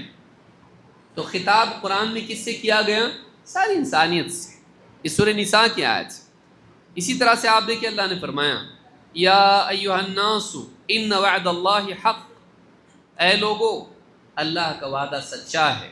فلا تغرنکم الحیات الدنیا ولا یغرنکم باللہ الغرور، اے لوگو اللہ کا وعدہ سچا ہے، یعنی قیامت کا دن آنے والا ہے، ٹل نہیں سکتا ہے۔ اللہ نے وعدہ کیا ہے کہ انسانوں کو ان کے اعمال کی جزا و سزا ملے گی۔ اللہ کا وعدہ سچا ہے، کہیں دنیا کی زندگی تم کو دھوکے میں نہ ڈال دے، اور کہیں وہ بڑا دھوکے باز شیطان تم کو دھوکے میں نہ ڈال دے۔ وَلَا يَغُرَّنَّكُمْ بِاللَّهِ الْغَرُورُ، کہیں وہ بڑا دھوکے باز تم کو دھوکے میں نہ ڈال دے۔ آپ دیکھیے تینوں معاملات میں، اور کئی اور آیات ہیں جس میں اللہ تعالیٰ نے خطاب کس سے کیا؟ ساری انسانیت سے۔ تو قرآن صرف مسلمانوں کے لیے نہیں آیا، قرآن ساری انسانیت کے لیے آیا، اور ساری انسانیت سے ڈیمانڈ ہے قرآن کی، ساری انسانیت سے ایڈریس ہے قرآن کا۔ بلکہ قرآن ساری انسانیت کے لیے رہنمائی ہے۔ اللہ نے کیا فرمایا؟ قل یا ایھا الناس قد جاءکم الحق من ربکم، قد جاءکم الحق من ربکم، اے نبی آپ کہیے، اے لوگ، ٹھیک، تو پہلا حصہ ہم نے مکمل کیا، اس کے بعد دوسرے پوائنٹ پر اس قرآن کی خوبیاں، اس میں ہم کہاں ہیں؟ ساری انسانیت کے لیے رہنمائی۔ اللہ تعالیٰ نے قرآن کریم میں فرمایا، نہیں مل رہا؟ مل گیا؟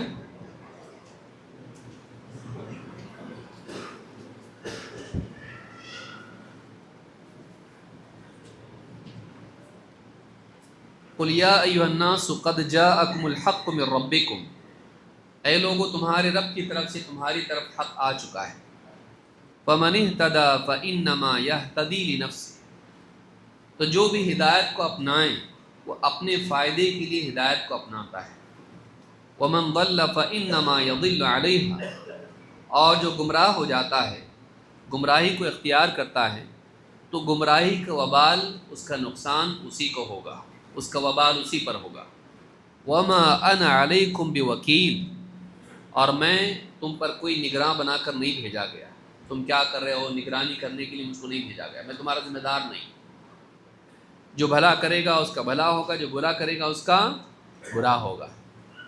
تو یہاں پر آپ دیکھیں اللہ تعالیٰ نے فرمایا کہ اے لوگو تمہارے رب کی طرف سے تمہارے پاس حق آ چکا ہے، تو جو اس حق کو اپنائیں، اللہ کی بھیجی ہوئی ہدایت کو قبول کرے، اس کا فائدہ اس کو ہوگا، جو اس کو قبول نہیں کرے گا اس کا نقصان بھی اسی کو ہوگا۔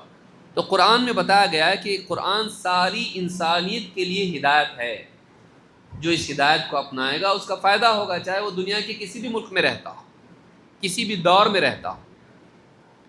اسی طرح سے اللہ تعالیٰ نے بتایا کہ قرآن ساری انسانیت کے لیے رحمت کے پانے کا ذریعہ ہے، اللہ کی رحمت کے حصول کا ذریعہ ہے۔ اللہ نے فرمایا یا ایھا الناس قد جاءکم برہان من ربکم، اے لوگو تمہارے رب کی طرف سے تمہارے پاس ایک کھلی دلیل، برہان آ چکی ہے۔ وَأَنزَلْنَا إِلَيْكُمْ نُورًا مُبِينًا، اور ہم نے تمہاری طرف ایک واضح روشن نور عطا کیا ہے، تمہاری طرف نازل کیا ہے ایک نور مبین۔ قرآن نور ہے، جسے ہم نے تھوڑی دیر پہلے دیکھا کہ انسان کو صرف آنکھ ملنا کافی نہیں، روشنی چاہیے اس کو زندگی کے سفر میں، تو اللہ کی طرف سے دی گئی روشنی کون سی ہے؟ یہ قرآن ہے۔ تو کہا کہ وَأَنزَلْنَا إِلَيْكُمْ نُورًا مُبِينًا فَأَمَّا الَّذِينَ آمَنُوا بِاللَّهِ وَاعْتَصَمُوا بِهِ، تو جو لوگ اللہ پر ایمان لے آئیں اور انہوں نے اس قرآن کو مضبوطی سے تھامے رکھا، بعض علماء نے کہا کہ وَاعْتَصِمُوا بِهِ وَاعْتَصَمُوا بِهِ، اس سے مراد قرآن کو مضبوطی سے تھامے رکھا ہے۔ ابن جریج کہتے ہیں، ابن جریر طبری نے اس کو روایت کیا ہے کہ وَاعْتَصَمُوا بِالْقُرْآنِ، کہ جنہوں نے اس قرآن کو مضبوطی سے تھامے رہا، اللہ پر ایمان لائے اور قرآن کو چھوڑا نہیں، فَسَيُدْخِلُهُمْ فِي رَحْمَةٍ مِّنْهُ وَفَضْلٍ، اللہ تعالیٰ ایسوں کو اپنی رحمت میں داخل کرے گا، جنت میں داخل کرے گا، اور اپنا فضل عطا کرے گا، جنت میں داخل کرے گا اور ان کے درجات کو اونچا کرے گا۔ وَيَهْدِيهِمْ إِلَيْهِ صِرَاطًا مُسْتَقِيمًا، اور اللہ تعالیٰ اپنی طرف بڑھنے میں انہیں صراط مستقیم کی رہنمائی عطا کرے گا۔ کتنی ساری چیزیں ہیں کہ یہ قرآن برہان ہے، دلیل ہے، جس کی بنیاد پر انسان صحیح غلط میں فرق کر سکتا ہے۔ یہ قرآن نور ہے، جس کی روشنی میں انسان چلے تو بھٹکنے سے بچ سکتا ہے۔ یہ قرآن اگر تھامے رہے تو انسان اللہ کی رحمت کا حقدار بنتا ہے، دنیا میں بھی آخرت میں بھی، بلکہ اس قرآن کے مطابق جینے میں انسان بہتر بنتا ہے، دنیا میں بھی، اور اونچے مراتب حاصل کرتا ہے آخرت میں بھی۔ اور قرآن انسان کو صراط مستقیم کی رہنمائی کرتا ہے، اللہ تک پہنچانے والی یہ کتاب ہے۔ اسی لیے کہا کہ وَيَهْدِيهِمْ إِلَيْهِ، اللہ تک پہنچنے میں رہنمائی کرتا ہے قرآن، صراط مستقیم پر چلا کر، صراط مستقیم پر چل کے ہی اللہ تک پہنچ سکتے ہیں۔ تو اللہ سے جوڑنے والی کتاب یہ ہے۔ تو قرآن کریم کے بارے میں اللہ نے بات کہی کہ ساری انسانیت کو اللہ سے جوڑنے والی کتاب، ساری انسانیت کو حق کی پہچان کرانے والی کتاب، ساری انسانیت کو اللہ کی رحمت کا حقدار بنانے والی کتاب یہ کتاب ہے۔ تو یہ کتاب ساری انسانیت کے لیے، صرف عربوں کے لیے یا صرف مسلمانوں کے لیے نہیں ہے۔ اسی طرح سے اللہ نے فرمایا یا ایھا الناس قد جاءتکم موعظۃ من ربکم وشفاء لما فی الصدور وہدی ورحمۃ للمؤمنین۔ سورہ یونس میں اللہ نے کہا اے لوگو، تمہارے رب کی طرف سے ایک واعظ و نصیحت آ چکی ہے۔ قرآن کیا اللہ کی طرف سے آنے والی واعظ و نصیحت ہے۔ انسان غفلت میں پڑا رہتا ہے، سستی کرتا ہے، گناہ کے راستے پر چلتا ہے، اس کو جوڑنا پڑتا ہے، تب واپس سے وہ ریسیٹ ہوتا ہے۔ یہ قرآن انسان کے دل کو جھنجھوڑ کر اس کو واپس سے ٹھیک بناتا ہے۔ قد جاءتکم موعظۃ من ربکم وشفاء لما فی الصدور۔ اور بگاڑ کیوں آتا ہے؟ سینے میں بگاڑ آتا ہے، دلوں میں بگاڑ آتا ہے، اور بگاڑ دو طرح کا ہوتا ہے، بیماری دو طرح کی ہوتی ہے، ایک شبہات کی، دوسرے شہوات۔ ایک انسان کو کنفیوژن ہوتا ہے صحیح غلط میں، اس وجہ سے آدمی بھٹک جاتا ہے، غلط جاتا ہے۔ اور کبھی دل کا بگاڑ ہوتا ہے کہ انسان صحیح کی بجائے غلط چاہتا ہے، دوسرے کا حق چاہتا ہے، دوسرے کو نقصان چاہتا ہے، حسد کرتا ہے، دل میں دشمنی ہوتی ہے، اور بہت ساری بیماریاں دل میں ہوتی ہیں۔ تو کہا کہ یہ جو قرآن ہے یہ دلوں کے لیے، بیماریوں کے لیے شفا ہے۔ انسان کے دل کا علاج یہ قرآن کرتا ہے، چاہے وہ کسی بھی قسم کی بیماری ہو۔ وَهُدًى وَرَحْمَةٌ لِّلْمُؤْمِنِينَ، اور یہ قرآن گائیڈنس ہے اور رحمت ہے ایمان والوں کے لیے، کیونکہ جو نہیں مانتا ہے وہ قرآن کی رہنمائی سے فائدہ اٹھائے گا، جو قرآن کو مانتا ہی نہیں وہ قرآن کے حساب سے چلے گا نہیں۔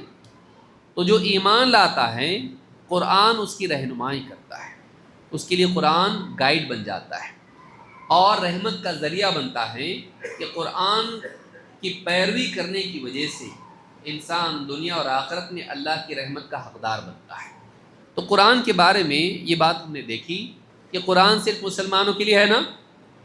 نہیں، اس کے لیے ہے اللہ تعالیٰ نے قرآن صرف مسلمانوں کے لیے نہیں بھیجا، بلکہ قرآن کا میسج انٹرنیشنل ہے، یونیورسل ہے، لوکل نہیں ہے،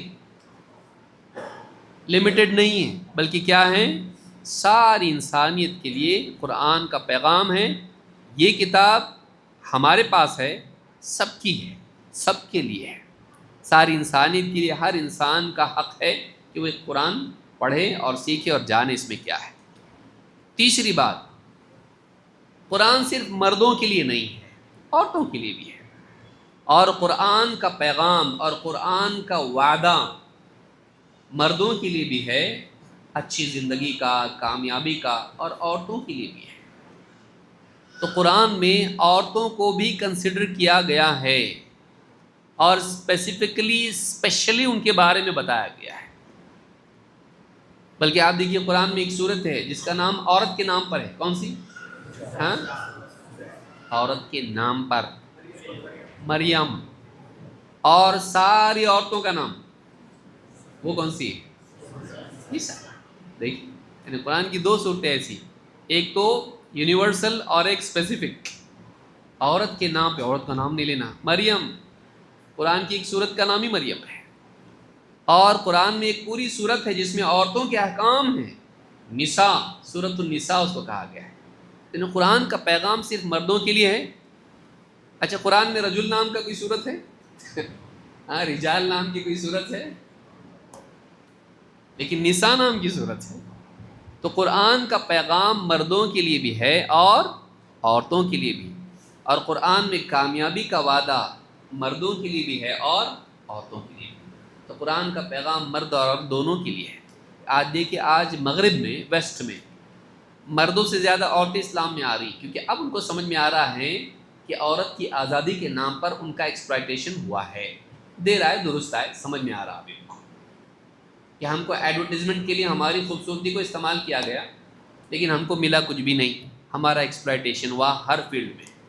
اب عورتیں اسلام کی طرف آ رہی ہیں، اب پردے میں آ رہی ہیں، اب اسلام پہ چل رہی ہیں، اب ان کو سمجھ میں آ رہا ہے کہ ہماری حفاظت اسلام میں ہے، عزت اسلام میں ہے، کامیابی اسلام میں ہے۔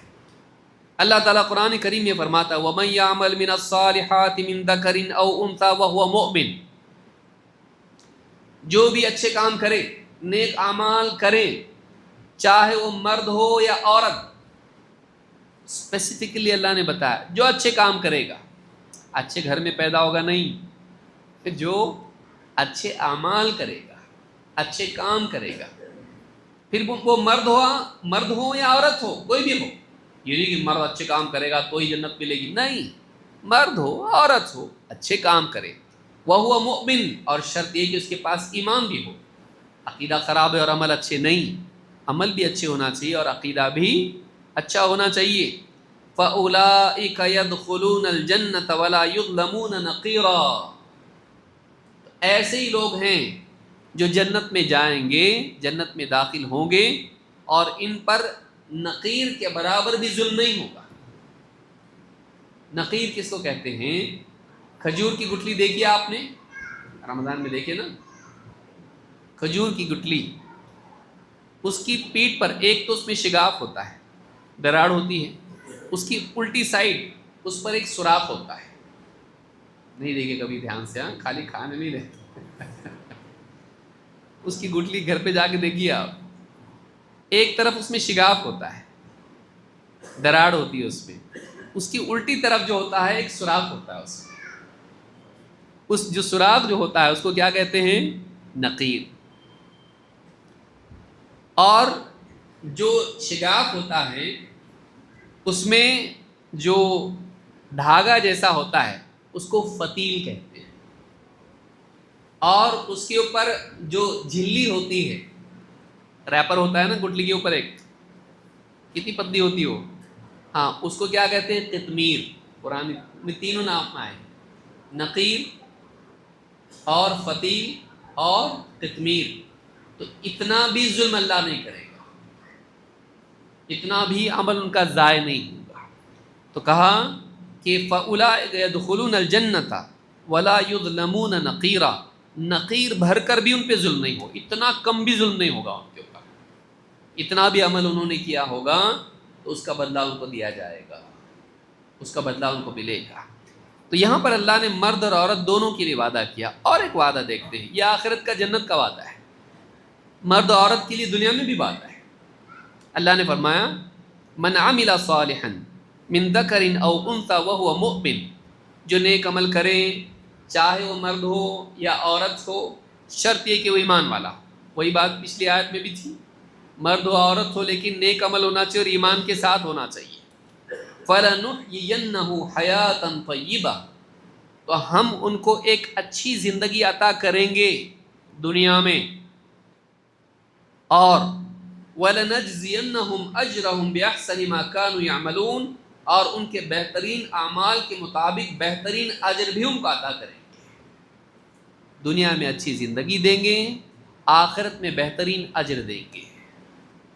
کس کو؟ جو نیک اعمال کریں ایمان کے ساتھ، مردوں کو یا عورتوں کو؟ عورتوں کو، دونوں، ہاں کہ تو اتنے بھی زیادہ سخی ہو گئے کہ آپ نے کوئی چھوڑ دیا، مرد ہو یا عورت، دونوں۔ تو قرآن کا وعدہ دنیا کی اچھی زندگی کا، آخرت کے اچھے اجر کا، جہاں مردوں کے لیے ہے عورتوں کے لیے بھی ہے۔ قرآن میں مردوں کے لیے بھی کنسیڈریشن ہے اور عورتوں کے لیے بھی۔ سورہ نور دیکھیں آپ، پورے عورتوں کے لیے وہ نازل ہی ہوئی ایک عورت کی صفائی میں۔ کون عورت تھی وہ؟ عائشہ صدیقہ رضی اللہ تعالیٰ عنہ، ام المؤمنین عائشہ۔ ان کے اوپر تہمت لگائی کچھ منافقین نے، اور کچھ بھولے بھالے مسلمان بھی چکر میں آ گئے، تو اللہ تعالیٰ نے آسمان سے ایک عورت کی صفائی میں سورت نازل کر دی، سورہ النور، اور شروعات کی جو آیتیں ہیں وہ حضرت عائشہ کی برات میں ہے، آسمان سے ان کے لیے برات نازل کی گئی، قرآن نازل ہوا ایک عورت کی صفائی کی۔ بلکہ ایک اور عورت ہے جن کا نام ابھی تھوڑی دیر پہلے آپ نے لیا، ان کی صفائی میں بھی صورت آئی، سورہ مریم، اس میں بتایا گیا کہ جب قوم نے ان پر تہمت لگائی تو بیٹے نے صفائی دی. بائبل میں نہیں ہے، پڑھے نہیں تو معلوم کیسا پڑھے گا، آپ کو مت پڑھیے، قرآن نہیں پڑھ رہے ہم لوگ اور دوسرا کہاں پڑھتے. بائبل میں یہ نہیں ہے کہ عیسیٰ علیہ السلام کی والدہ حضرت مریم پر قوم نے جب تہمت لگائی، کہاں سے لائی بچہ، شادی نہیں ہوئی تیری، نکاح نہیں ہوا، بچہ کہاں سے آ گیا؟ تو اس بچے نے جو گود میں تھا اپنی ماں کی صفائی دی. اللہ نے قرآن میں سورہ مریم میں اس کو بیان کیا ہے. تو اس نے کہا کہ میں اللہ کا بندہ ہوں، نبی ہوں، اللہ نے مجھے کتاب دی ہے، اور بچے نے اپنی ماں کی صفائی کی. اور کہا گیا کہ جب لوگ تم سے پوچھیں تو بچے کی طرف اشارہ کر دینا، بس باقی کام بچہ کرے گا. تو ماں کی گود میں بچے نے ماں کی صفائی کی. تو یہ بات آپ دیکھیں کہ قرآن کا وعدہ مردوں کے لیے بھی اور عورتوں کے لیے بھی قرآن کی خوبیوں میں سے ہے. اور آج بولا جاتا ہے کہ قرآن عورتوں پر ظلم کی کتاب ہے، نہیں، قرآن نے عورتوں کو حق دیا، دنیا میں بھی بتایا کہ ان کے لیے اچھی زندگی کا وعدہ ہے، اور آخرت میں بھی ان کے لیے اجر کا وعدہ ہے. رک جانا ہے ہم کو، انشاءاللہ ہم لوگ مغرب کے بعد کچھ اور باتیں اس میں سے دیکھیں گے انشاءاللہ. اللہ تعالیٰ ہم سب کے بیٹھنے کو قبول فرمائیں اور ہم سب کو قرآن سے جڑنے والا بنائیں. اقول ھذا واستغفر اللہ لی ولکم.